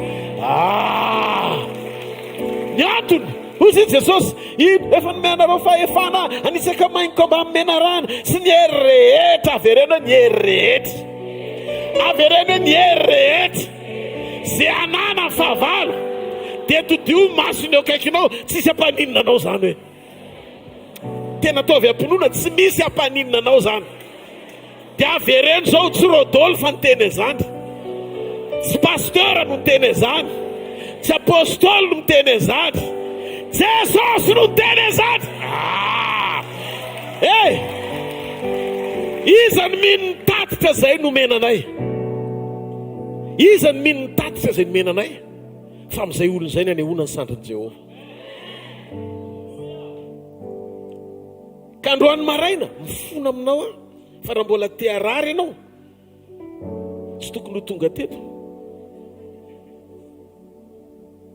satria ny herin'Andriamanitra miasa eto no ny fanatrehana fa tsy hoe ny osotro pastera miasa eto, ny fanatrehan'Andriamanitra miasa eto dia afaka hanova zavatra amin'ny fomba tsy takatry ny saina. Zay ilay lazaiko hoe ianao raha tsy te hangatsiaka aza makany Siberia, raha tsy te hafana aza miboboka botifotsy eo Maivatanàna re amin'ny andro atoandro, ary raha tsy te hahita ny voninahitr'Andriamanitra aza mba miazakazaka eo amin'ny fanatrehana. Fa raha tsy te hipity amin'ny menaka ianao aza makany an-dakozina, raha tsy te olena ny rano ianao aza mivoaka fahavaratra, aza mivoaka aviorana, ary raha tsy te hifanena amikasika Andriamanitra ianao dia aza tonga eo amin'ny fanatrehana. Ka androany maraina raha zavatra koatran'izay mbola ho amponao dia diso adresy ianao fa ny zavatra hitranga eto vonjena ny fanahinao, atsangany ianao hitsiny eo amin'ny teniny, karakaray no fiainanao ary asa ny herin'Andriamanitra hikasika anao. Tsy misy olona ray mivoaka eto ka tahaka ny nidirany eto ny voan'ny varavara amin'ny anaran'i Jesosy Kristy avy any Nazareta. Tsy mahareteka ho an'Andriamanitra, orakoraka ho an'i Jesosy. Andao tsika merina hoe Jesosy ianao ny ilainay, miantso anao zay, manjaka Jesosy. Andaonao aleluia mafemas. Aleluia. Andao tsika hijery ny fahamarinana makasika ny tenin'Andriamanitra momba ny hoe vavaka, ny herin'izay vavaka izay ny lanjan'izay vavaka izay ao anaty fiombonana. Rehefa feno fanantrehana ianao dia lasa manam-pahasahiana hiteny sy hangataka amin'Andriamanitra zavatra izay tsy vitan'ny hafa angatahana aminy. Daony nahita olona anankiray olon'ny révélation, Petera no anarany. Dia Petera rehefa nanontany Jesosy hoe everinareo iza moa dia hozy izy Petera hoe ianao ny Kristy zanak'Andriamanitra velona. Dia nitodika Jesosy teny jery amin'ny Petera, Petera tsy nofo aman-drà ny teny ianao an'izany fa ndraiky izay any an-danitra. Noho izany misy révélation koa holazaiko momba anao, satria ianao nahalala dia ho ampahafantariko anao koa hoe izy ianao. Fa raha tsy nisokatra ny ao anatinao ahalala dia misy zavatra momba anao tsy ho fantatrao mihitsy mandra-pialanao eto tany. Fa rehefa misokatra ny ao anatinao nahalala dia ho sokafako ny dossier mbola tsy fantatrao momba anao, nefa mitahiry ny fahatsarana tsy takatry ny saina amin'ny antom-pisianao eto tany. Ianao ny Petera, fa nga izy tsy efa Petera foana hatramin'izay. Ianao ny Petera indray ozy izy vato. Eo ambonin'izany vatolampy izany no ahoriko ny fiangonako, ary vavady ny fiainatsita tsy haharesy azy. Andao ny hojerentsika mbola inona koa ny tenen'i Jesosy taorianan'izay ho an'ny Petera manokana. Ozy izy nasiny toy n'ilay izy fa tsy najanony teo. Matio 9:10 lovaka itsika mihitsy aloha ny teny mba tsy handiso atsika fa lasa tsy anjery le izy. Manomboka amin'ny 9:20 ity le toyny: ary za laza aminao koa ianao ny Petera, ary ambon'ity vatolampy ity no ahoriko ny fiangonako, ary ny vavahady ny fiainatsita tsy haharesy azy. Misy resaka vavahady, misy resaka varavarana le profesia ho an'ny Petera. Omeko anao ny fanalahidin'ny fanjakan'ny lanitra. Iza ny nanome azy? Avereny zao hoe Jesosy. Ka na inona fehezinao, presily izy hoe Petera, fehezinao eto ambonin'ny tany to fehezina any an-danitra, ary na inona vahanao ety ambonin'ny tany dia ho vahana any an-danitra. Atreo dona tsika isaina eno tsara le fahamarinana le suite logique na hoe le tohim-pahamarinana miafina ao ambadiky le teny reny sofintsika rehefa nomboka maki baiboly tsika dia hoentin'ny fanamasina ao anatina révélation ampijoroana tsika ao amin'ny sitrapo n'Andriamanitra. Jesosy nanome fanalahidy amin'ny Petera. ny fanalahidy eny tana amin'ny Petera nireo velena nambaran'Andriamanitra tamin'ny Jaune apôstôly. Ay ny révélation-le fanalahidy nomena amin'ny Petera any amin'ny boky Matteo nazavainy Jesosy any amin'ny bokin'ny Apokalipsy. Izy no alpha sy omega. Petera tsy nahalala fa niaina sy nisitraka an'le izy, fa Jaune napahalalana sy napahafantarana ny fomba fiasan'le izy. Meno tsara, arao tsara mba tsy ho diso ianao ao anatin'ny zavatra rehetra tenenin' Jesosy. Raintsika ny Apokalipsy toko 7. Apokalipsy toko 7 ny 7 ka hatramin'ny 9. Ary sorato amin'ny anjely ny fiangonana ny Filadelfia, zao ny lazain'ilay masina izay marina, izay manana ny fanalahidiny Davidy, izay mamoka tsy hisy anidy ary manidy ka tsy misy mamoa. Fantatro ny asanao, 9. Indro efa nasiako varavarana mivo eo anatrehanao ka tsy misy marindrina. Io le fanalahidin' Jesosy ka fanalahidin' David, izy ihany no tenen'le izy Jesosy ihany. Meko anao izy maintsy amin'ny Petera. Petera nandray ara-panany le fanalahidy, fa nazavaina ny bokin'ny Apokalipsy le izy hoe fanalahidin' David. Rehefa izy ny manokatra tsy misy makatona, ary rehefa izy ny manidy tsy misy masokatra. Dia andao ny eritreretritsika ny samborina Jakoba ao amin'ny bokin'ny Asan'ny Apôstôly toko 12. Teneny hoe mamy loatra ianao Jesosy. Avereny mamy loatra ianao Jesosy. Asan'ny Apôstôly toko 12 ny 7 ka hatramin'ny 9. Jakoba no maty aloha Petera, fa tsika tsy tantarany Jakoba le voatapadota ao alohany eo. Fa manomboka amin'ny 7 ary indro isy anjelin'ny tompo tonga sady nisy mazava mamirapiratra tao an-trano, ary izy nanona ny tezan'ny Petera dia namoa azy ka nanao hoe mitsangana faingana dia miala niala tamin'ny gadra, tamin'ny tanan'ny gadra. Ary ola anjely tamin'ny miskina ary fehezo ny kapanao dia nataony zany. Ary koa izy tamin'ny tafio ny lambanao ka manaraha dia nandeha. Dia nivoaka izy ka nanaraka azy ary tsy fantany ho marina izay nataon'ny anjely, fa nataony nahita fahitana ihany izy. Fa rehefa nandalo ny fiambenana voalohany sy faharoa izy dia tonga teo amin'ny vavahady vy izay mahazo ny lalana ho any an-tanàna, ary nivoa azy io mba halehany. Ary no nivoaka izy dia nandroso tamin'ny lalana iray, ary niaraka tamin'izay dia nandao azy ilay anjely. Mafantatrareo fa Petera nahazo teny faminaniana ao meko anao ny fanalahidy. Amin'ny fomba ahoana moa olona manana ny fanalahidy mamoka tsy misy maharindrina, olona manana fanalahidy manidy ka tsy misy mahavoa, satria le fanalahidy Jesosy nomeny amin'ny Petera. Dia amin'ny fomba ahoana ny azonanao azy ao anaty gadra hidinao fitsosony eto ambonin'ny tany. Efa ela ny nahitako fa ny afera fitsoson'ny tany manakana anao azo ovaina amam-bavaka. Mba fantatrareo ve nanapahatakarany Paul Silas dia nivavaka sy nanome voninahitra n'Andriamanitra tao am-ponja-koa. Nidina ndray koa ny intervention mpamitronana avy any an-danitra namoaka andry zareo tsy nila fanalahidy. Satria io fanalahidin' Jesosy io tsy miankina mihitsy amin'ilay fanalahidy eto ambonin'ny tany, tiany devoly anararotana igadrana sy amatorana anao. Azo ny satananao atao no manidy fitsosiny anao eo amin'izay toerana tiany ampahorinanao. Fa miangavy anao ao anatin'ity vavaka sy fifadikany ity, omeo lanja ny fanatrehan'Andriamanitra. Fa rehefa omenao lanja ny fanatrehan'Andriamanitra, ny hery mivavaka tompoko mahavita mamoaka anao surnaturellement.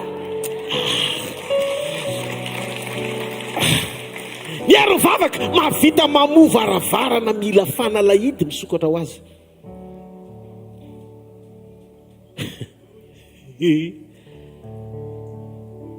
Zao tontolo zao manakana anao tsy tafiditra na hivoaka ny toerana izay tiany amatorana anao. Misy varavarana mila lakile manidy azy, fatorana mandrakariva ao anatina rojo ny varavarana rehefa ohatra ka tsy misy zany dia gadanandray zay karazany eo tsy maninona fa ny hery mivavaka dia afaka mitondranao eo amin'ny toerana misy varavarana tsy misy fanalahidy, varavarana misy fanalahidy, mivoa azy dia miditra ianao raha te hiditra, mivoaka ianao raha te hivoaka.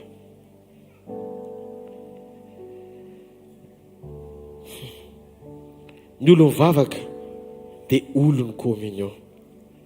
Matoa zay ny olona anankiray tia vavaka dia olona tsara fihavanana amin'Andriamanitra. Ary ny olona rehefa manana fiainam-bavaka matanjaka dia manana fiombonana amin'Andriamanitra matanjaka. Ary rehefa mandray fanalahidy avy amin'i Jesosy Petera dia tsy azo sakarana izy satria izy tsy nahalala ny lanjan'ilay fanalahidy, fa rehefa mivavaka amin'ny mpianatra tonga ilay fanalahidy tao amin'ilay toerana nisy any Petera. Niditra lianjely tsy nila fanalahidy, namoaka amin'ny Petera tao izy tsy nila fanalahidy fa nisokatra ho azy daholo izay vavahady rehetra nandehany, satria Petera efa niteneno Jesosy hoe varavady ny fiainatsita tsy haharesy ianao zany. Zany no hery anananao ry fiangonan'Andriamanitra. Matokifa ny vavaka asandratrao hitondra fanatrehan'Andriamanitra dia vavaka hanova ny zavatra rehetra araka ny planin'Andriamanitra. Tsisy fiadiana voaforona amelezana anao ka ho ambininy zany. Dia manana antoka fa le miaraka aminao dia mahery lavitra noho izay fanoherana misy rehetra eo amin'ny tontolo misy manodidina anao. Tsy maharety akavan'Andriamanitra. Zany mahatonga anay mampirisika anao ho tsara communion foana. Aza mitady hevitra fa mahana olana akoatry ny fanekenao iombona amin'Andriamanitra. Averiko foana zany. Eto tsy misy sekoly hoe zao atao anomanana anao mba hahatonga anao ohatry zao. Tsy zavatra ve nivelany zany. Todika foana sika amin'izay fahamarinana lazain'i Jesosy. Tsotra fotsiny. Raha miray amiko ianao ka mitoetra ao anatinao ny teny kozy dia angatao izay tianao na inona na inona. Ka inona ny zavatra mbola ambonin'olona inona tsy ao anatiny ilanao lesona hafa na fampianarana hafa akoatra ny fiombonanao aminy sy fampitoeranao ny teniny. Mo tsy fampiresahana va izany? Inona no navoany Eva ny devoly mampianatra diso azy dia mpanantenainy zavatra tsara efa ananany. Dia raha vao tsy ao anaty fifantohana fa mbola mifantoka amin'izao tontolo izao dia babony ianao. Ary raha vao babony ianao dia ny fiainanao ray manontolo mihitsy no ravany. Mafantatrareo ve? Mafantatrareo ve? Fa Andriamanitra dia Andriamanitra ao. Ary Andriamanitra tsy mamoaka anao ao anaty enatra. Mahavariana fa rehefa tao am-ponjy Petera, tao am-ponjy, tsy tonga le anjely nampikiropaka azy hoe voamboridana fa sao dia mikatona le varavarana. Tsoroko aminao mba tsy ho tapa-doha anao ka nahita le varavarana misokatra. Tsy maninona aleo hitan'ny olona mitanjaka fa velona toy izay tapa-dora pitso maraina. Fa hozy izy le anjely manomana anao fa Andriamanitra tsy mamoaka olona ao anaty enatra izany, fa rehefa mamoaka anao izy mba ho vavolombelony ny amoahany anao. Problemantsika maiky no tafavoaka daholo, fa tsy manaiky homanin'Andriamanitra mba hitafy ny fahatsarany atonga azy tsy homenatra fa izy ny namoaka anao. Ianao ny sarobidy amin'Andriamanitra, tsy natao hiaina amin'ilay fiainana talohatsony reny le mampiboridana anao miaraka aminy. Fa raha mbola ao am-ponjy mety eza aloha ho tafiny, hitafio Jesosy Kristy aloha vao mivoaka ao. Anaovy ny kapa ny filazantsara ny fihavanana ny tongotrao. Kiraroy apetao tsara ny kasiky ny famonjena. Halleloja. Fiarovatratra ny fahamarinana, fisikirana fahamarinana, fiarovatratra ny ao amin'ny fiasaina toko fahenina vakiny. Alleloia. Manomboka amin'ny 1 ka hatramin'ny 7 be dia be reo armature, reo fitaovana sy fandrakofana tian'Andriamanitra omena ny zanany. Dia jereo ao dia fatary hoe ianao sao dia efa mba misy apinga ihany ny fonony eny an-tanana sy ny rehetrarehetra fanitratra amin'ny banaka.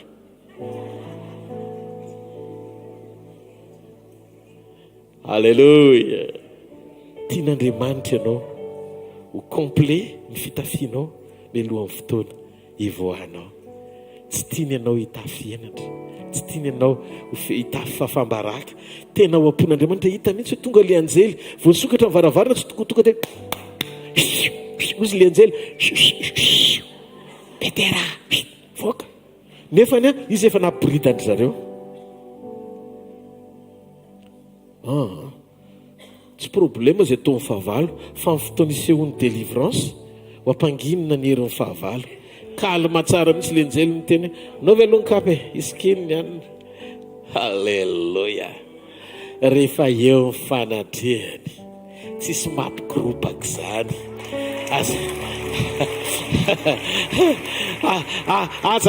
aza mivavaka teren'ny filana ho tafavoakaigana miomana tsara ao anaty fiketrena mambavaka maniky ny raiky amin'ny 20 andro mpimanana. Fa ao anatin'io ataovy azo antoka fa mikirary tsara ianao, mikasika tsara ianao, nitratranao tsy mibanaka fa ao tsara ny fahamarinana, ao ny fahitsiana, ao ny fahamasinana, ao ny fijorona amin'ny sitrapon'Andriamanitra, ao ny fahatahorana n'Andriamanitra, ao daholo zay rehetra ilaina dia ozy amin'izay Andriamanitra amin'ny fanatrehany. Top mivoaka amin'izay. Rehefa mivoaka ianao fanalahidin'ny Davidy efa nomena ny Petera le izy fa tonga ny anjely ampianatra azy ohatr'izao ny atafavoakanao hita maso tsy amikerina mipahatanjahana fa amin'ny hery ny fanahany Jehova tompony maro. Halleluja, halleluja. Taitry Petera, wow, manofy asa dia nahavariana teo kay le hery mahay manao mihoatra noho ny fahatakarana sy fievitra voafetra maha-olombelona. Na ny mpivavaka na i Petera dia samy variana fa tonga ny lery. Ny sasany ary tena te hitsoaka satria tsy nampozina hoe Petera mivoaka. Ny zavatra nisy ny mpianatra sasany nangarangarana taitra izy fa nisy nandondona teo ambaravarana.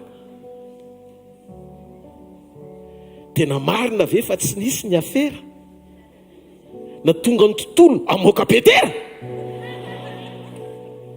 Valiny marina tsy ambahambana nisy fanotronana nampangina Satana. Halleluja. Ny hevitra rehetra ny saina hoe ifarany eo ny fiainany satria tsy isy tsony fahafahana na olona mba afaka hitarainany.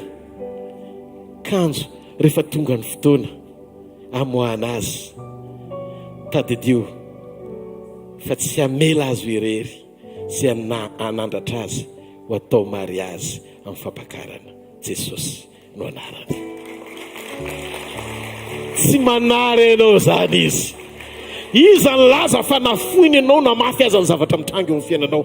Aza vela izy ampitanondrika ny fiainam-pananao zay zavatra mitranga. Manana antoka fa velona Jesosy. Ndaontsika rehetra anao hoe halleluja, halleluja. Wow.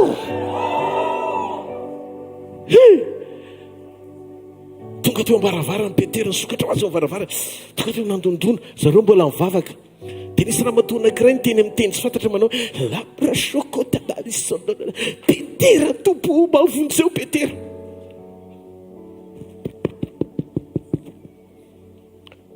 Fa izy misy mandoa baravarana sao dia misy isambatra tsika nefa ao anaty vavaka tsy kilivona kely.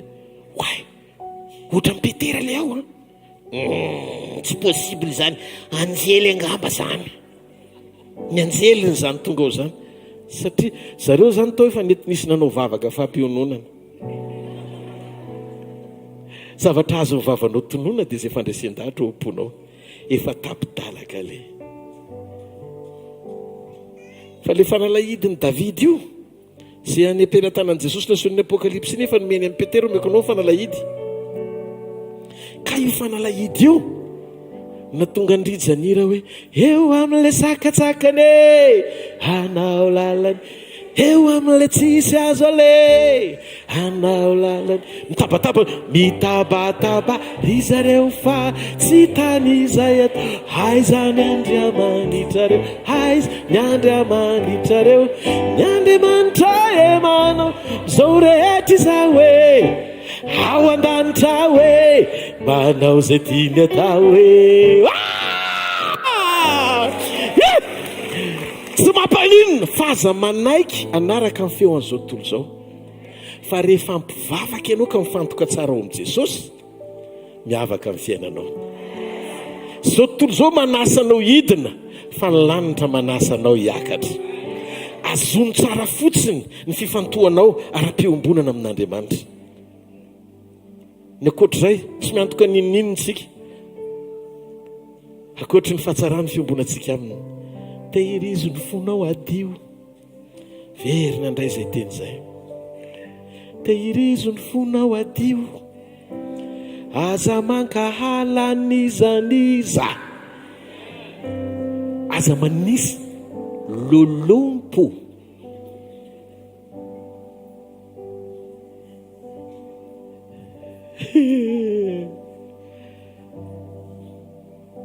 avelao ho fantsony fitiavana ianao fantsony fitiavana mandehandeha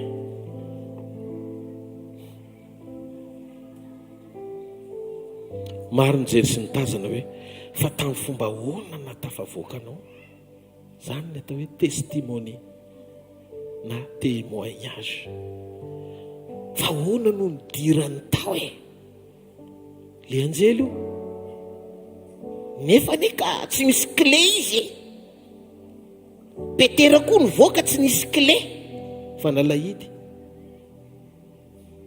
miditra tsy mila autorisation izan'izy ianao ary nivoaka tsy misy autorisation avy amin'ny olona koa na sakany hita maso rehefa hiasa mahery ao anaty vavaka Andriamanitra ny vavaka dia misarika ny mason'Andriamanitra hijery anao sy amoakanao tsy mila fanalahidy raha ny tokony ho izy ilaina ny fanalahidy hivoahana sy hidirana eo amin'ny toerana anankiray fa Jesosy ny teny zaho ozy izy efa nanisy varavarana eo anoloanao raha ny tokony ho izy ny olona manantona varavarana manokatra azy fa ny Jesosy naiza misy anao tonga dia siny eo anoloanao satria ny tena marina le fanalahidy nomena amin'ny Petera fa Jesosy mihitsy le fanalahidy efa tonga ao anatinao zany vavady ozy izy zavatra tsy azo loatra ty resaka varavarana ty memitatra amin'izao Jesosy mihitsy ny varavarana zany vavady idiran'ny ondry zao no toko 10 rehefa ao amin'i Jesosy ianao dia zao tsy ohatran'ny karazan'olona mila varavarana misokatra tsy mila manantona varavarana fa naiza misy anao varavarana no nantona anao satria asiko ozy izy varavarana eo anoloanao noho izany eo anoloanao foana le varavarana fa tsy hoe any amin'ny toerana anankiray akory izy ho lohalalanao mandritra ny dito an'ity ataovy amen ary rehefa izy ny lohalalanao misy varavarana misokatra foana eo anoloanao noho izany na ranomasina mena aza misokatra naiza le misy varavarana efa halleluja varavarana petraka Andriamanitra eo anoloanao tsy ianao manantona azy fa varavarana manantona mbola tsisy ohatr' izany teto ambony tany hoe olona iray nanaovan'Andriamanitra livraison na varavarana eo anoloany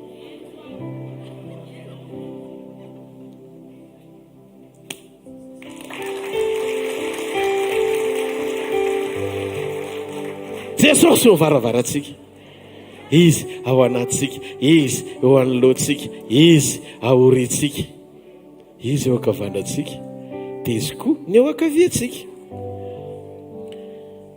adininy devoly fa le olona atao hoe peterany zay nygadrainy io sy nataony tao amponjy io dia tsisy fa nilazainy Jesosy hoe omeko fanalahity ianao ary vavadiny fiainatsita tsy haresy ianao ny dikan'izay raha nahazo an'izay petera izy fotoana tena nidy azy ny vavadiny fiainatsita fa zay Jesosy ho porofoky zay nilazaiko fa vavadiny fiainatsita tsy haresy zany tsy afaka hikatony zany io varavarana io ka iazonanao petera misy fanalahity amin'ny fomba hoana moa ny amiko ny fanalahity iny nikoropahako ao an-trano sokafako fotsiny dia mivoaka amen fa nenao io ohatrazay koa ohatran'ny petera koa satria nahoana Kristy ao anatinao varavarana misokatra eo anoloanao noho izany atao fotsiny zay atsara ny fiombonanao aminy fa ao anatin'ny communion rehefa tsara ny communion anao amin'Andriamanitra tena miteny aminareo ary zanak'Andriamanitra tsisy ny natao ampahory ianao zany rehefa vavolombelona rehetrarehetra ireny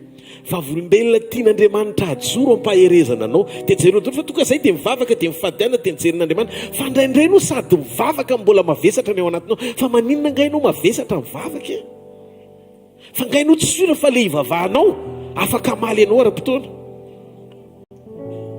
ny hery sy fahefana ao anatin'zay Andriamanitra hivavahanao ane dia ambony lavitra no ny hery mpanoherana atrehanao ianareo anaka dia avy amin'Andriamanitra ary nareo efa naharesy reny tao amin'ny Kristy satria ny antony lehibe zay ao anatinareo noho izay misy eo amin'izao tontolo izao ny tsy finoana dia mamadika an'izany teny izany ohatra ny tadiko avana ihany ilay zavatra trehako no Andriamanitrako io aloha ny hitako tsy nihitanao fa nihitan'Andriamanitra mombanao petera efa nigatra raha-pitsomarena ny tapahan-doha fa tonga Andriamanitra nanotrona azy zay le hoe omeo lanja ny fanatrehany rehefa omenao lanja ao anaty vavaka ny fanatrehany tsy zavatra impossible zany eo tsika eny tsy hoe mpanao miracle no hoe olona hafa kely zany aza tsipitsipy any amin'ny olony zany tsisy olona mavita ninenina zany fa mahita fotsiny ianao an'Andriamanitra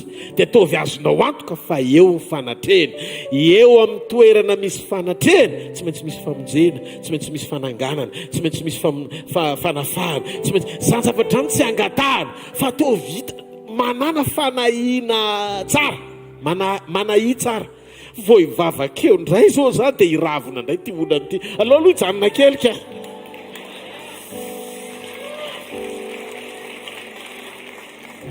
aloha aloha raha ohatra ka mbola ianao indray lasa hiteny hoe aloha aloha satria raha ohatra tsika miala eto dia ohatra mbola tsy ampy tsara zany ny fiombonako aminy lasa sinao natante indray hoe avelao le tsilo aloha eo fa tsy manina fa ohatra manampy anosika kokoa atsara mitoepanahako le izy fa tsy hoe makiniositrana fotsiny makinisitra zany daholo mahatonga andren'olondrena voasala amin'ny anatin'ny aretina izy Andriamanitra mavatra pito mandoalika fa voasitrana izy miverina ny fanaony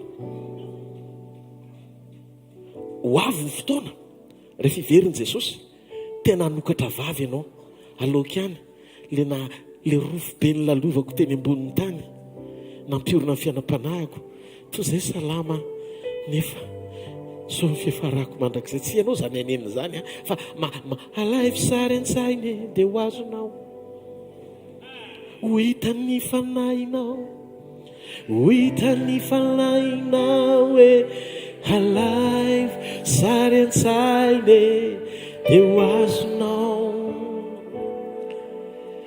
ho azony fanahinao ho azony fanahinao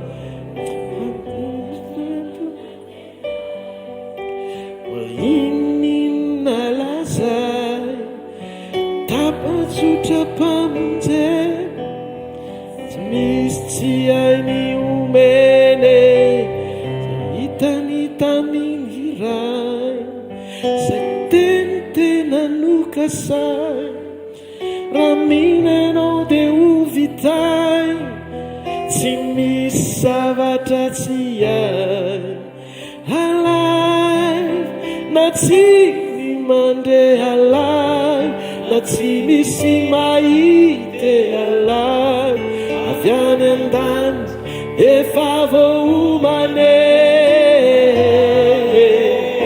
alive iny abakabaka alive tavatrony tanao alive nivavake izy anao no mihoatra zay noforone mihoatra no miatramizay mitombo amin'ny fahasoavane mendrika mandrakizay amin'ny fahefana sy fitiavane amin'ny famasinane amin'ny famarinane amin'ny fanambinane mihoatra lavitra mihoatra lavitra mihoatra lavitra mihoatra lavitra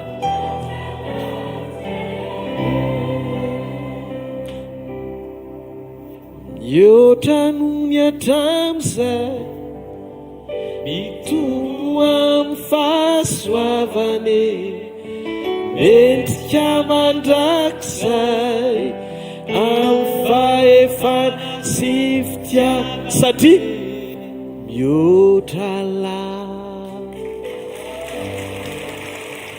Halleluja. Le izy mihoatra le izy mahitry reto hoe Petera no mena fanalahidy zao no nanambara fa fanalahidin'i Davida.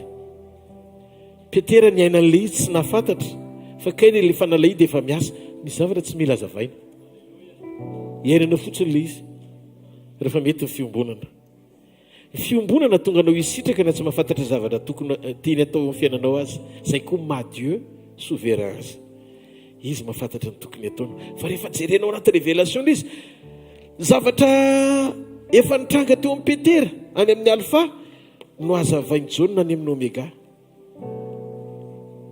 dia anao miteny ahoana azy zany Andriamanitra tsika tsy afaka andrefy izay ho fiasan'Andriamanitra eo mpamaliana vavaka atsika fa ataovy azo antoka fotsiny eo ny fanatrehan'Andriamanitra considéreo meolanja izy mifikira tsara fotsiny dia ataovy izay fomba rehetra ahafahanao miaina ao anatin'ny fahadiova-po anatsara communion amin'i Jesosy Kristy. Amen. Fa mivavaka dia afaka anome fahafahana ho anao isitraka ny fanatrehan'Andriamanitra sy ny fanotronany mihoatra lavitra amoaka anao amin'izay zavatra tsy takatry ny sainao. Petera tsy nila fanalahidy satria Jesosy efa nanana nanome fanalahidy azy andesiny vavahady ny fiainatsita mety mandatso manaiky anome fanalahidy ivoanao zao tontolo zao zay mahatonga antsika tsy mampianatra anao izara fanalahidy zany ireo lakile amoakanao eo amin'ny fiainana averiko foana ny fampianarana lakile rehetra tonga dia valiko ohatry ny teny ritra karana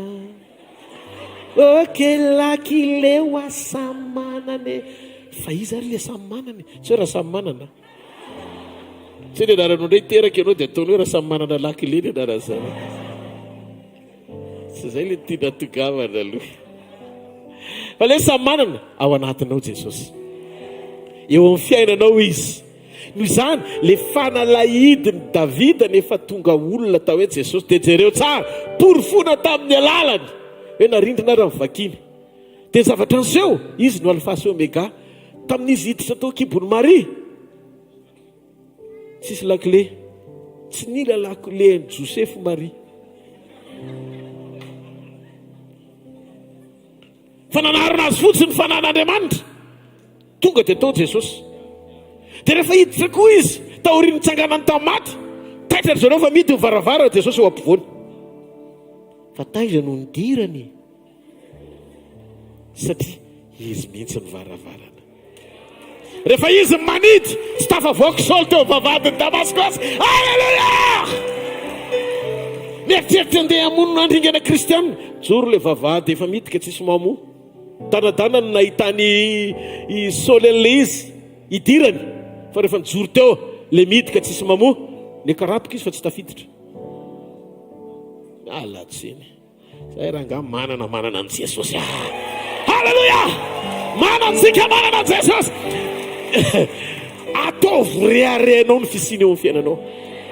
Tsy mampaninona zay misy androany aloha tsy olana fa zavatra azo antoka dia zao raha mbola eo an-tanany fofinainao mahazo mitranga ny krizy, mahazo mitranga ny fampahoriana, mahazo misaozo karazan-javatra be dia be zao fa zavatra azoko antoka dia zao manana ny fotoanany Andriamanitra.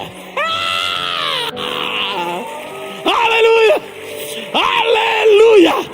Ianao io tsy karazan'olona natao hitanondrika ao anaty ady zany fa olona mananantoka fandresena mialohan'ny isehony ady.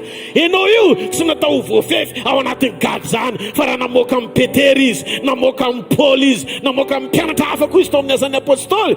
Tsisy narindrina mivaravarana fa tsisy natazona tao reo. Mino ianao fa zay Jesosy zay ihany le eto androany ary raha marina fa eto izy androany.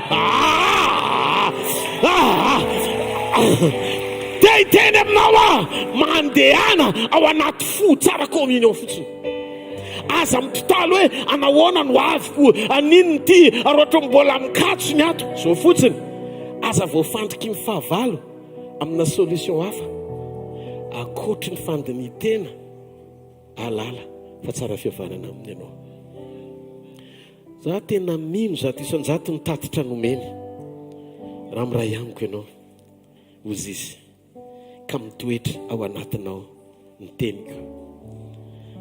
Angatao zay tianao, angatao zay tianao. Dia ozy izy na inona fa zao atao livraison ny trondrona ndray ianao namoaka hatramin'ny volany.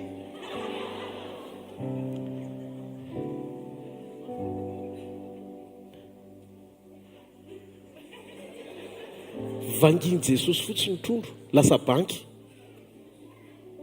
Dia nao ve mety hitanareo fa maninona ka zany voasoratra anaty baiboly ny tena kristianina tsy mametraka ny lojika tafavoaka azy amin'ny herin'ny sandrany. Fa ny tafavoakanao tsy ao anaty kajinao zany. Mba mamelahana Andriamanitra moka ny kofrany lanitra fa zavela vola ny sakana tonga anao tsy afaka androso. Tsy afaka mivavaka zay pastera fa tena tsisy frein. Raha tsy mba hitohan'i Jesosy kely fre maninona ry izy ny atao an'izany. Raha tena mamponao le fre satria tsara le communion mandeha tongotra ianao tonga eto. Amen. Ngasa fa iza ny tsara andrasoary ameko ohatra ianao iza ny tianao omena tôbila limousine. Tôbila limousine tsara tare ianao ina mo Rolls Royce tena le faran'izay lafindritra eto ambonin'ny tany fa tapahana fotsiny tongotrao. Dia ino io azonao ampiasaina foana sa tsisy le Rolls Royce fa ianao matanjaka be mihitsy ny ranjonao mahery vaika be tena. Halleluja.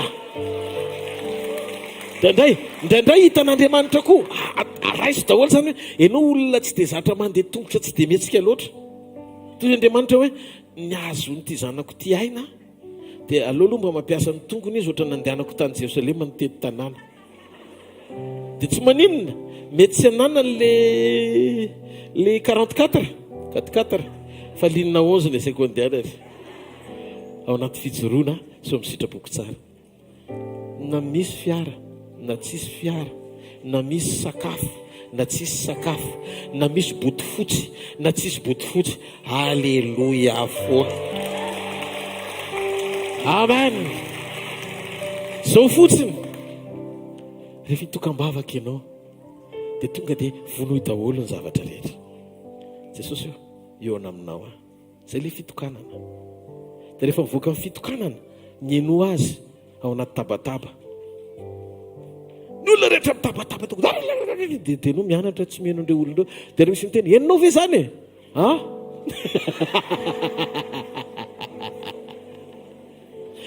le izy tsy miankina mikorotana misy manodidina anao miankina amin'ny fifatoanao le izy.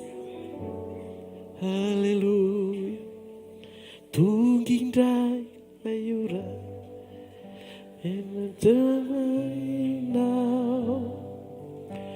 andindriko avokoa varavara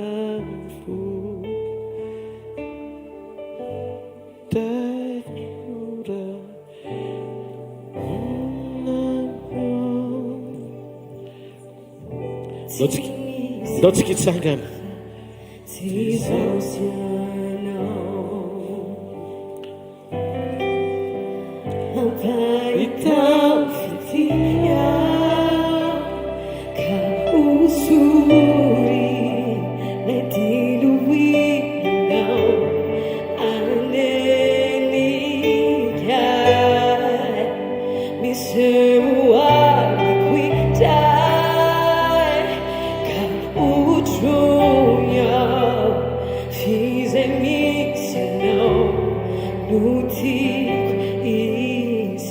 iza tena tia ny fanatrehan'andriamanitra voafainy amin'ny lanitra ny tananao ndao tena ataontsika mpitiavana zay iry zay amen tena ataontsika mifotsika manontolo mila anao zay jesosy amin'ny tiandroandroany ity indray mila manatsara ny fanomezan-danja ny fanotronanao eo amin'ny fiainanay halleloia ao anaty vavaka saotra jesosy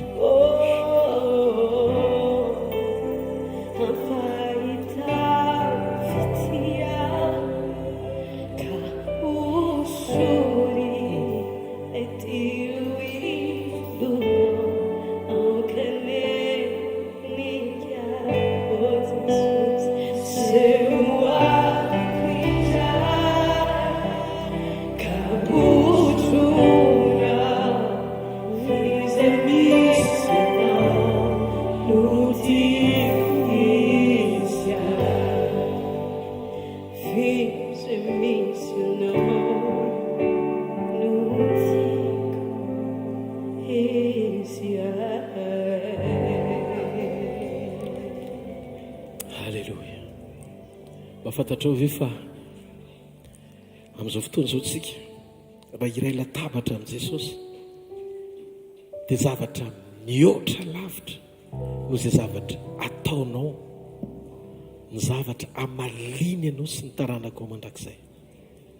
Indray mandeha i Abrahama nyzaraiko teto omaly, namangy azy Andriamanitra ao amin'ny Genesis 20:20 dia nijery izy le mpanompo. Nisy mpanompo i Abrahama tamin'izany, dia izy tamin'ilay mpanompony Eliezer ny anarany. Hitondray rano kely reto vahiny reto, dia lasa ny taona rano mena amin'ny vahiny hosotrony ny mpanompony Abrahama. Dia lasa Abrahama ny azakazaka. Dia ino nataony Abrahama ny anteny azakazaka? Nikarakara sakafo izy ho an'izy 3 mirahalahy teo ambanin'ny hazo terabinta. Taty aoriana, mba fantatrao ve? Nitao an-tsain'Andriamanitra rehefa tany an-tany hevitra ny taranak'i Abrahama ny zanak'Israely, vato ny mpanompo ny rahan'Andriamanitra amoaka rano. Fa rehefa nome hanin'Andriamanitra, tsy naniraka mpanompo vato izy ho kapohan'i Moïse amoaka rano, fa livraison-tra nataony Abrahama koa namaliny azy, nandatsaka manana nokatra lanitra izy. Livraison teo tokotanin'ny Abrahama sy ny taranany.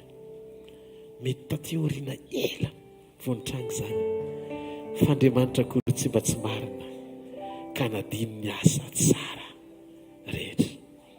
Nietsiky ny fo dia manaitra n'Andriamanitra mpiasa ny fony, ary mbola goavana mihoatra noho izany, tonga hanina mihitsy izy ho eny an-tananao androany.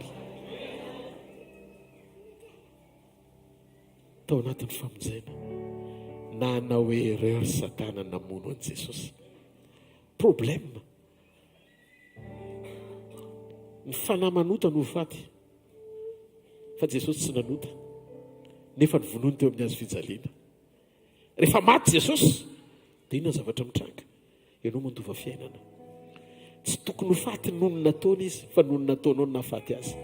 Izay nahatonga ny disponibilité ny famelan-keloka vitsorany amin'ny fahasoavana mandrakandroany, miandry ny fiverenanao.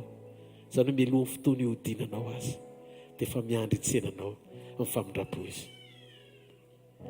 Androany misy devolo mitomany satria matahotra izy so ho tsara communion amin'Andriamanitra eo ianao ko fatyfaty amin'ny teny eo, dia hiasa Andriamanitra ary hijoro amin'ny fiarovana anao izy. Miangavy anao akipio masonao. Eno ity famarinany ity. Roa arivo taona lasa izay tonga teto an-tany Jesosy, nitondra ny fahotanao. Tsy ianao no nitondra mibavaka, fa izy natsapa tao am-pony ny alehiben'ny fitiavany. Fa sao very ianao dia nisolo anao tamin'ny fitiavana izy. Tsisy manana ny kalitao-pitiavana nanany manokana na ny ray aman-dreninao niteraka anao aza, na ny fianakaviana akaiky anao eny, na ny vady andefimandrinao aza. Ny rehetra afaka mahita anao dia mety hitorabato anao, aneso anao, andatsy anao satria ratsy ianao. Fa Jesosy nanam-panantenana foana matombola nomeny ny famindrapony ampijoro anao mandrakandroany. Miantso anao izy, zanako, efa ela ny andrasako anao. Afaka maly ve anao androany antsoko ampitiavana? Te ity anao te amiana anao ny haiko nefa natolotro teo amin'ny toeranao. Azany fitiavana mandrakizay nampaharetako ny famindrapoko izany, mbola ampijoroko anao androany sy ampahafantarako anao amin'ny alalan'ny mpanompoko. Fa ny tiako indrindra sy mahafaly dia ianao vita fihavanana amiko. Miola mosina ny fahotana rehetra, ny fahazaran-dratsy rehetra. Ro tsy famendrena, mety hevitra mampisaraka ka tsy mampahazo aina ny fanahiko ao anatinao. Fa tiako amin'ny fitiavana mandrakizay ianao. Tsy tonga nameloka anao fa tonga mindra fo aminao. Fa taro ny alehiben'ny fitiavany sy ny famindrapony tianao jesosy. Tamin'ny alina izay namadiana azy izy dia nandray mofo. Ary rehefa nisotro izy dia nivakiny toy izay tia nitenako izay vakina ho anareo. So natao ho fahatsiarovana misaora azy.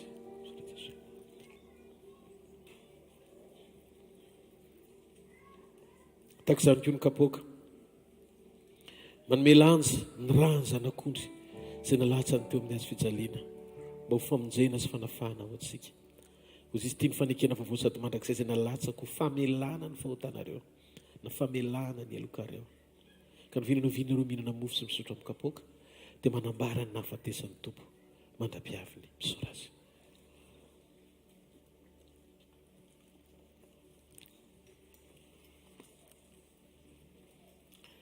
Misaotra Jesosy ny fitiavana sy ny famondrapo.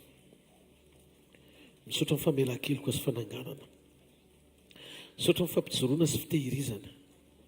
Misaotra amin'ny lafim-piainana iray manontolo izay diranao an-tsehatra sy karakaranao anay mandrakanoany. Voninahitra ny ho anao rery ilay mitoetra amin'ny seza fiandrianana mandrakizay.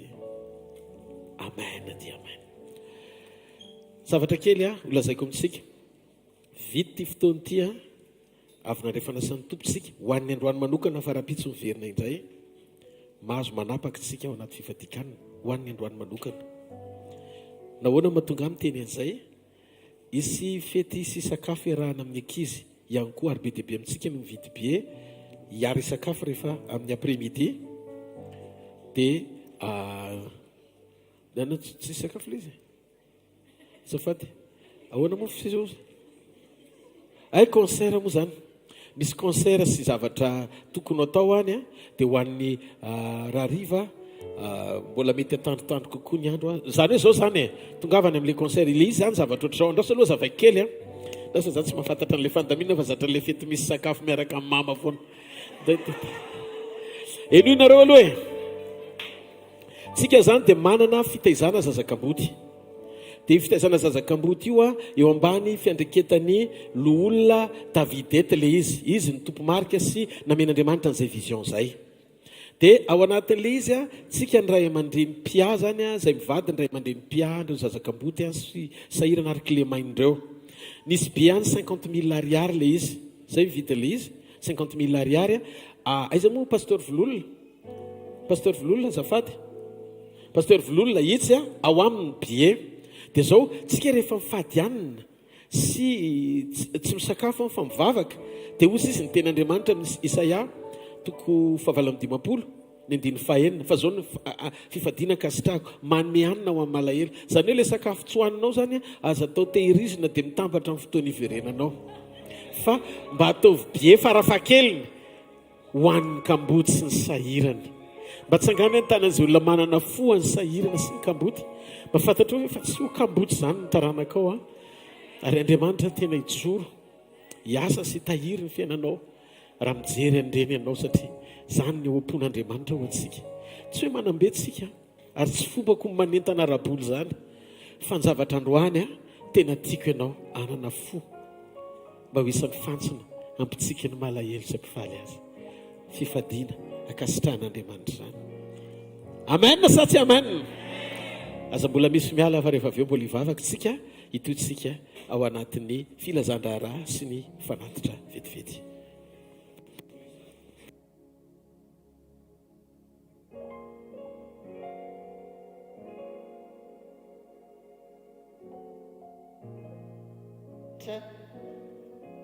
Anao mifanatitra ho an'Andriamanitra tsika dia ataovy anatiny ny boksiny azy rehetra vokatry ny fonao tolotra ho an'i Jesosy androany na ampahafolon-karena na sakrifisy na zay fanatitra hoentinao an'Andriamanitra amin'ity androandroany ity me voninahitra izy. Halleloja. Misaotra ny tompontsika any amin'ny fotoana androany dia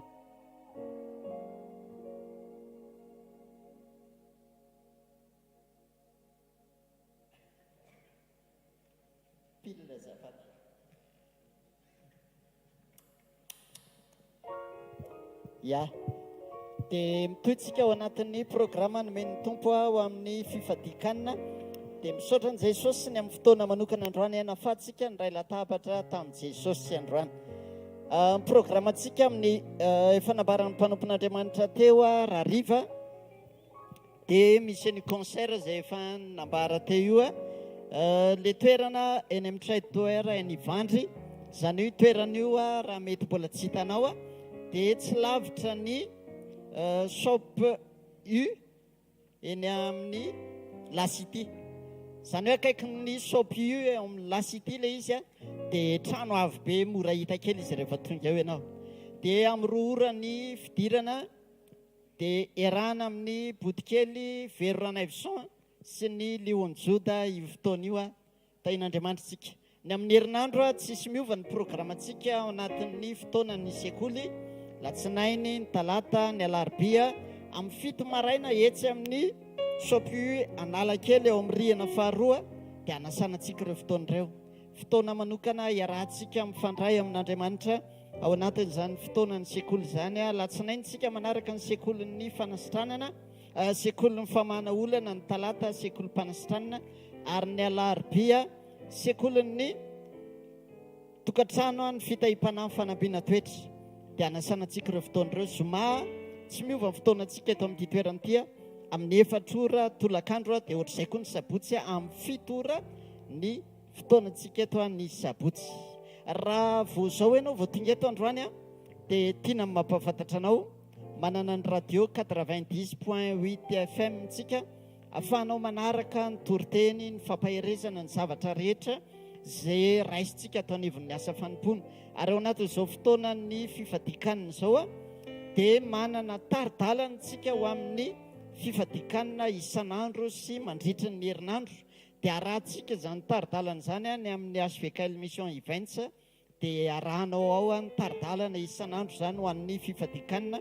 Dia tsika misy toriteny isan'andro ao azonao raisina dia mifantoka tsika ao anatin'izany. Akoatran'izany misaotra ny tompo satria izao fotoana izao hoentin'i Jesosy tsika ao anatin'ny fotoana ny fanomanana fanamboaran'Andriamanitra tsika araka ny afatry ny tenin'Andriamanitra teo hoe aza maika ho avoaka. Aleloia. Indraindray tsika maika dia iseho fa zao aloha fotoana afenin'Andriamanitra tsika ao anatin'ny fifadikanina, mifantoka tsika dia mbola amboarin'Andriamanitra ato mitafy fitafiana fitafim-panahy vaovao tsika ao aorianan'izao fotoana ny fifadikanina izao asehon'Andriamanitra amin'izay ary matsiaro ny afatra nomen'ny mpanompon'Andriamanitra raha vao nanomboka ity taona ity dia ny afatra hoe tena amin'ny fotoana ianao rehefa tena mijoro tsara ho an'i Jesosy dia tsy misy fisasarana avy aminao intsony fa mijoro fotsiny ianao dia Andriamanitra mamita ny ambiny rehetra. Izay no endrasan'i Jesosy antsika amin'izao fotoana izao ao anatin'ny fifadikanina, ny fifatohantsika tsara mba ahafahantsika mitafy le fitafiana tian'Andriamanitra hitafiantsika amin'ny fotoana amoahan'Andriamanitra antsika. Dia mifantoka tsika ao anatin'izany aza manamelo tena raha mety misy fotoana hoe mety latsaka tampika ianao tafahinan-kanina tao anatin'ny ray andro dia mitsangana vaovao indray dia manaova indray raha-pitso. Aleloia. Indraindray moa tsika ohatra mieritreritra hoe izaho nanadino fa nihinan-kanina androany fa niasa ohatra tsy maintsy niasa dia tapahana ve zany le izy fa tsy hanao intsony, manaova indray raha-pitso. Aleloia. Tenenina eo akaikinao hoe manaova indray raha-pitso ya dia mitsangana vaovao indray tsika dia mijoro tsika amin'izay rehetra iandrasan'Andriamanitra voninahitry ny narana. Manasanao hitsangana ary.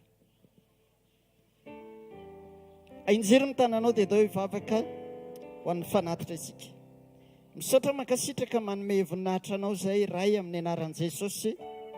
Misaotra ny amin'ny fahafahanay mijoro mitondra fanatitra eto anatrehanao. Ianao mihitsy no niteny aoka tsisy iseho foana tsy mitondra fanatitra. Ary amin'ity fotoan'androany ity izay vokatry ny fonay rehetra mihitsy no entinay manome voninahitra anao. Tena ataonay ahoana moa tsy hankasitraka anao Andriamanitra tamin'izay rehetra nataonao teo amin'ny fiainanay. Satria raha ho tanisaina izay rehetra nataonao dia tsy ampy ny fotoana hitanisaina izany. Fa ao am-ponay manontolo mihitsy menkohaka manaja anao izay manome voninahitra anao.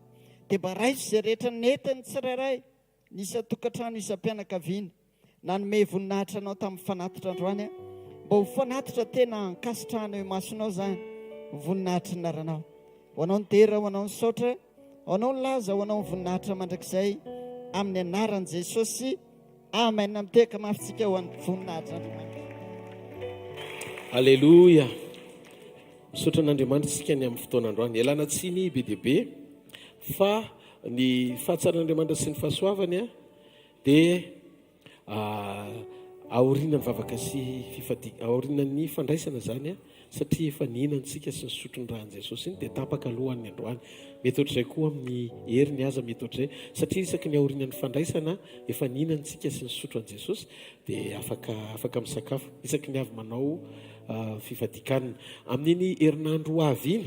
Rehefa tapitra amin'ny ariva ny vavaka sy fifadikanina dia manomboka miditra amin'izay tsika mifandraisana isa-tokantrano. Any an-trano zany nareo manao fandraisana mamarana an'ilay izy nareo mianakavy kely atsangany ny tanan'izay mandrea satria fanjakam-pisorontsika ohatra ny mpianatra any an-tokantrano nanaovana fandraisana dia izay zany ny programantsika manomboka ny latsinainy sy amin'iny herinandro ray manontolo iny vao tapitra amin'izay mivavaka sy fifadikanina dia isaky ny ariva mandray fanasan'ny tompo mamarana azy ny mpianakavy kely sa tsy zany zany mitsy fofany amin'ny lanitra ny tanao dia misoran'Andriamanitra amin'ny fonao manontolo. Misaotra Jesosy, misaotra ny amin'ny fanairana anay isan'andro manatanteraka sy mijoro amin'ny sitraponao, manatanteraka ny zavatra rehetra amin'ny planinao sy ny programanao, manaiky sy mampanaiky ny ao anatinay ny sitraponao, ampiombona anay tanteraka aminao sy ampijoro anay amin'ny sitraponao isan'andro makasitraka Jesosy eo. Mino fa tsy verimaina ny fotoanandroany fa fotoam-panovana manginao ny fony tsirairay avy mba ho karazan'olona feno Andriamanitra izay. Sotra koa ny amin'ireo olona tsiray avy izay mametraka ao am-pony ny fanampiana amin'ny mpiarabelona aminy. Mino fa izay tsirairay avy reto dia atanteraka amin'ny voalazan'ny teny soratra masina hoe raha misy manana akanjo roa dia nomeny rahalahiny. Fotoan'izao Andriamanitra tena iainana sy zarana mpitiavana an'izany atao hoe fiainana tena kristianina izany. Raha misy manana rahalahy na mpiara-manompo sahirana manodidina azy dia mba hianatra izay ny fampitsimbona tsy hifanararoatra nefa fa tena mpitiavana tanteraka amin'ny fo izay mangin'Andriamanitra ny tsirairay dia hifanampy hifankaty mari-panehoana izany fa manjaka ao anatinay ny fahasoavanao. Mampianarana isan'andro mba hiverina tahaka ny tany aloha indray tamin'ny fotoana nantetỳ tany ianao ny fiainanay tsirairay avy miaraka aminao. Akarin'izay Jesosy ary hifankahita aminao mandrakizay. Tovy tena vita fihavanana tsara aminao. Aza velo variana hiaina ny fiainanay amin'ny karazan'ny fiainana zatra miaina ivelany fotsiny. Mety fantatray ny fahamarinana fa mbola tsy mandaitra ao am-ponay matoa vao avy mihaino teny izay hoe tsy mety ny tsolotra dia amin'ny herinandro indray dia efa manao tsolotra indray. Mila miambony izay isa minitra isa-tsekondra. Indraminay mihitsy ny teny voalaza ny mpanomponao Mosesy hoe mampianaranay anisany andronay. Aza vely izay hiaina amin'ny tsy fahamarinana. Aza vely izay andeha tsy ampitiavana izany fa tovy rena sy tsapan'ny fananay lalina ao anaty lanjan'ny fisianao ka hizoranay amin'ny teninao.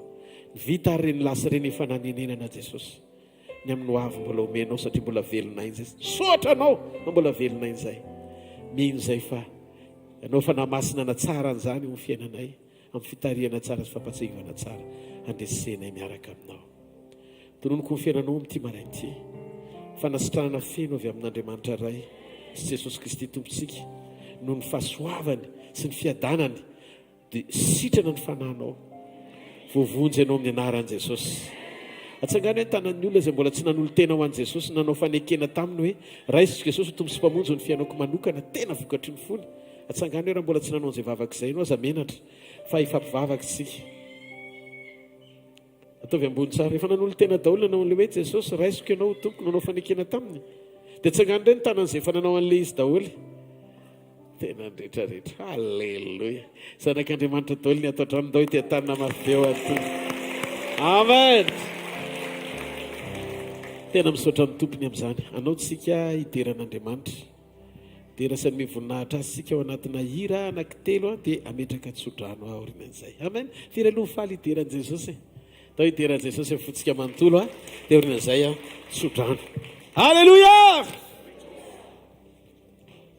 Alléluia. to itiaka mafo an jesosy zay olona afaka rehetrarehetra iorakoraka mafo an jesosy amaranantsika fifadikana amin'ity semaine ity dia tena hoe faranantsika mitsinjatsinjaka sy amin'ny fifaliana lehibe amen aoka tena zao ny fotoana tena ifalitsika ao natrehan'Andriamanitra satria tonga indray izy a nanavao atsika nanome fiainana atsika dia raha itehaka ianao andianao androany dia aza atao fandian'ny olona malazolazo sy reraka fa zao mihitsy no anehoana ny herin'Andriamanitra ao anatsika sy ianao a rehefa reraka tsika dia mahery le ao anatsika andao itehaka mafy Hallelujah. Azura kuraka mafanza. Hallelujah.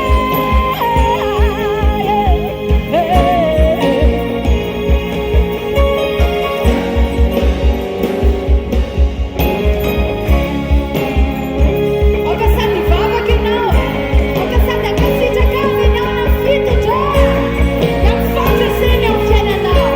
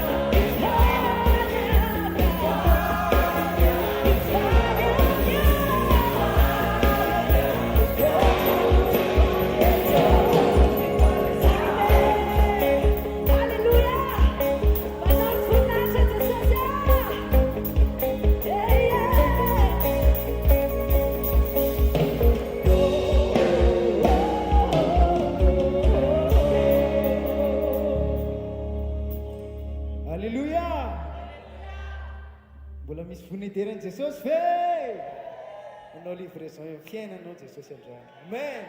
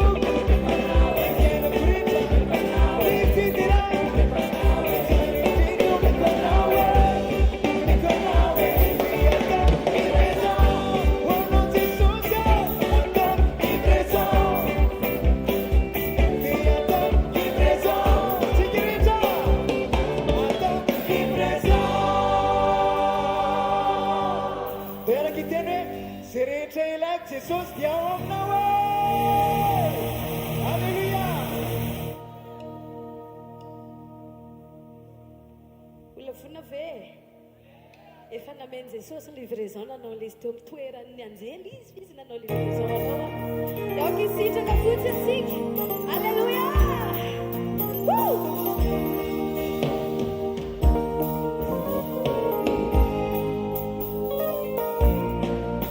eo ihany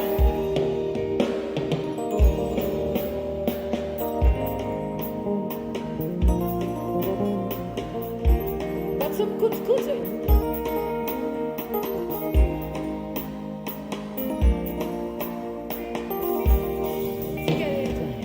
Easy, mama, tell you something. Mama, tell you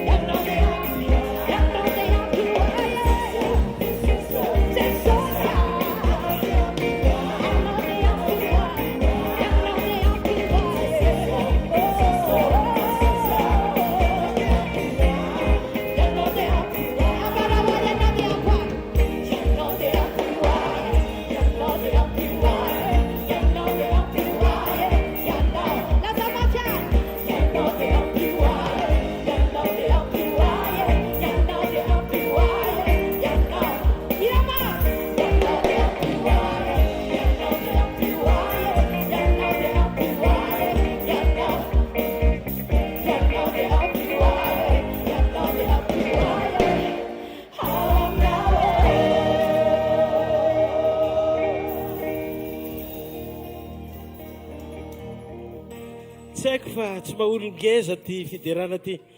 Amen. Tsisy olona lehibe to ankoatran'Andriamanitra rery. Dia mahafantatrareo ve Davida mpanjaka avy any, faly be izy nitondra ny fiara amin'ny fanekeny Jehova, endrim-pamantarana ny fanatrehan'Andriamanitra tamin'izany. Hiditra ny tanàna izy, iny vaty nitazana azy any am-baravarakely, Mikala vavy matoa ny Saoly. Nahita azy dia tena olona be voninahitra be, taitra be izy avy any, nasorony ny akanjony, tsy hita intsony ny koronany hoe mipidika izy. Fa izy avy any, ianao dia ampio ahy, ianao dia ampio ahy, ianao dia ampio ahy, ianao dia ampio ahy, ianao dia ampio ahy, ianao dia ampio ahy, ianao dia ampio ahy, ianao dia ampio ahy, ianao dia ampio ahy, ianao dia ampio ahy, ianao dia ampio ahy, ianao dia ampio ahy, ianao dia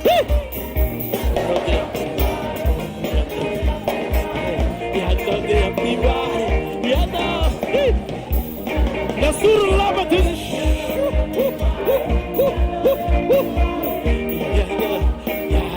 ianao dia ampio ahy, ianao dia ampio ahy, ianao nao. Halleluja. Taitra Mikala dia hozy izy Mikala hoe tsy fatao amin'ny mpanjaka izao a. Mpanjaka tokony tsy adaladala eny mason'olo loatra izao. Za mbola tsy nahita mpanjaka mitapy ohatranao. Dia hozy izy Andriamanitra, ianao tsy mahafantatra fa tamin'ny fonina andizanao anahako, nanao tsinitsinina ny tenany izy fa nanetry tena teo anatrehan'ny fiandrianako. Ny mpanjaka ny olona no mandeha ho anoloany, fozy izy Davida. Zao no lazaiko anao a, fona raha ohatrotrony hoe mba ataoko amin'ilay fomba fiteny mahitsy. Zao no lazaiko anao raha matotia.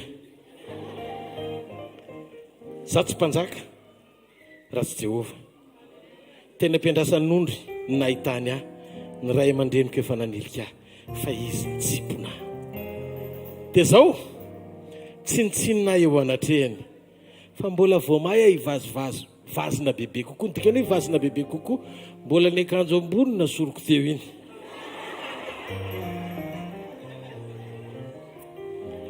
Fa mitanjaka eo anatrehany, tehiteny Davida hoe tsisy nininona miafina aminy ny amiko iray manontolo. Dia hozy izy, za manana olona mandio anoloana seza fiandrianako, fa za mihitsiny le atao hoe fona raha miteny boay kely mandia eo anatrehany, zay mihitsy ny sokajiko boay kely eo io masony, fa tsy mpanjaka. Azon'olo le tiako atongavana. Fa netretena adinonao daholo ny momba anao ray manontolo, DG na hoe PDG, ministre, président ina daholo le titre farany ambony reny. Reny titre farany ambony anananao rehetra boss sy rehetra anampiasanao ianao ny boss. Fa eto anao tsy boss, satria eto tsika mitovy daholo. Eto tsy sokajin'olona zany ary ambony kokoa sotran'izao fa mason'Andriamanitra samy bilitika kely daholo satria izy rerany grand eto. Halleluja, halleluja. Atao drao tananao voninahitra ho an'Andriamanitra. Sandrata Jesosy ho anao voninahitra mandrakizay. Dia ataova manao raiso ny fiderako, raiso ny fisaorako, raiso ny fakasitrahako, raiso ny fahatsarana rehetra. Fa avy aminao zany, mendrika anao zany, tsika rehetra anao. Halleluja mafe, halleluja. Laisy ny sodrano izay tononoko amin'ny anaran'i Jesosy. Hitanareo ane Jehova ka hiaro anareo, ampamirampiratra ny tavany aminareo ne Jehova ka mindra fo aminareo, anandratra ny tavany aminareo ne Jehova ka nomenareo fiadanana, amin'ny anaran'i Jesosy Kristy avy any Nazareta. Amen. Zareo mpitsikitsikina eo manodidina anao ny fahasoavana, fa fahasoavan'Andriamanitra ny maty izao fa ny fahasoavan'Andriamanitra ny maty izao anareo. So averina kely vetivety tsy misarima, fa tena zarana tsara mpitiavana tsara tena tonga dia mifo malalaka averintsika ndefa te tena mifo malalaka fa ny fahasoavan'Andriamanitra no maty izao fa ny fahasoavan'Andriamanitra no maty izao anare. Veloma tompoko!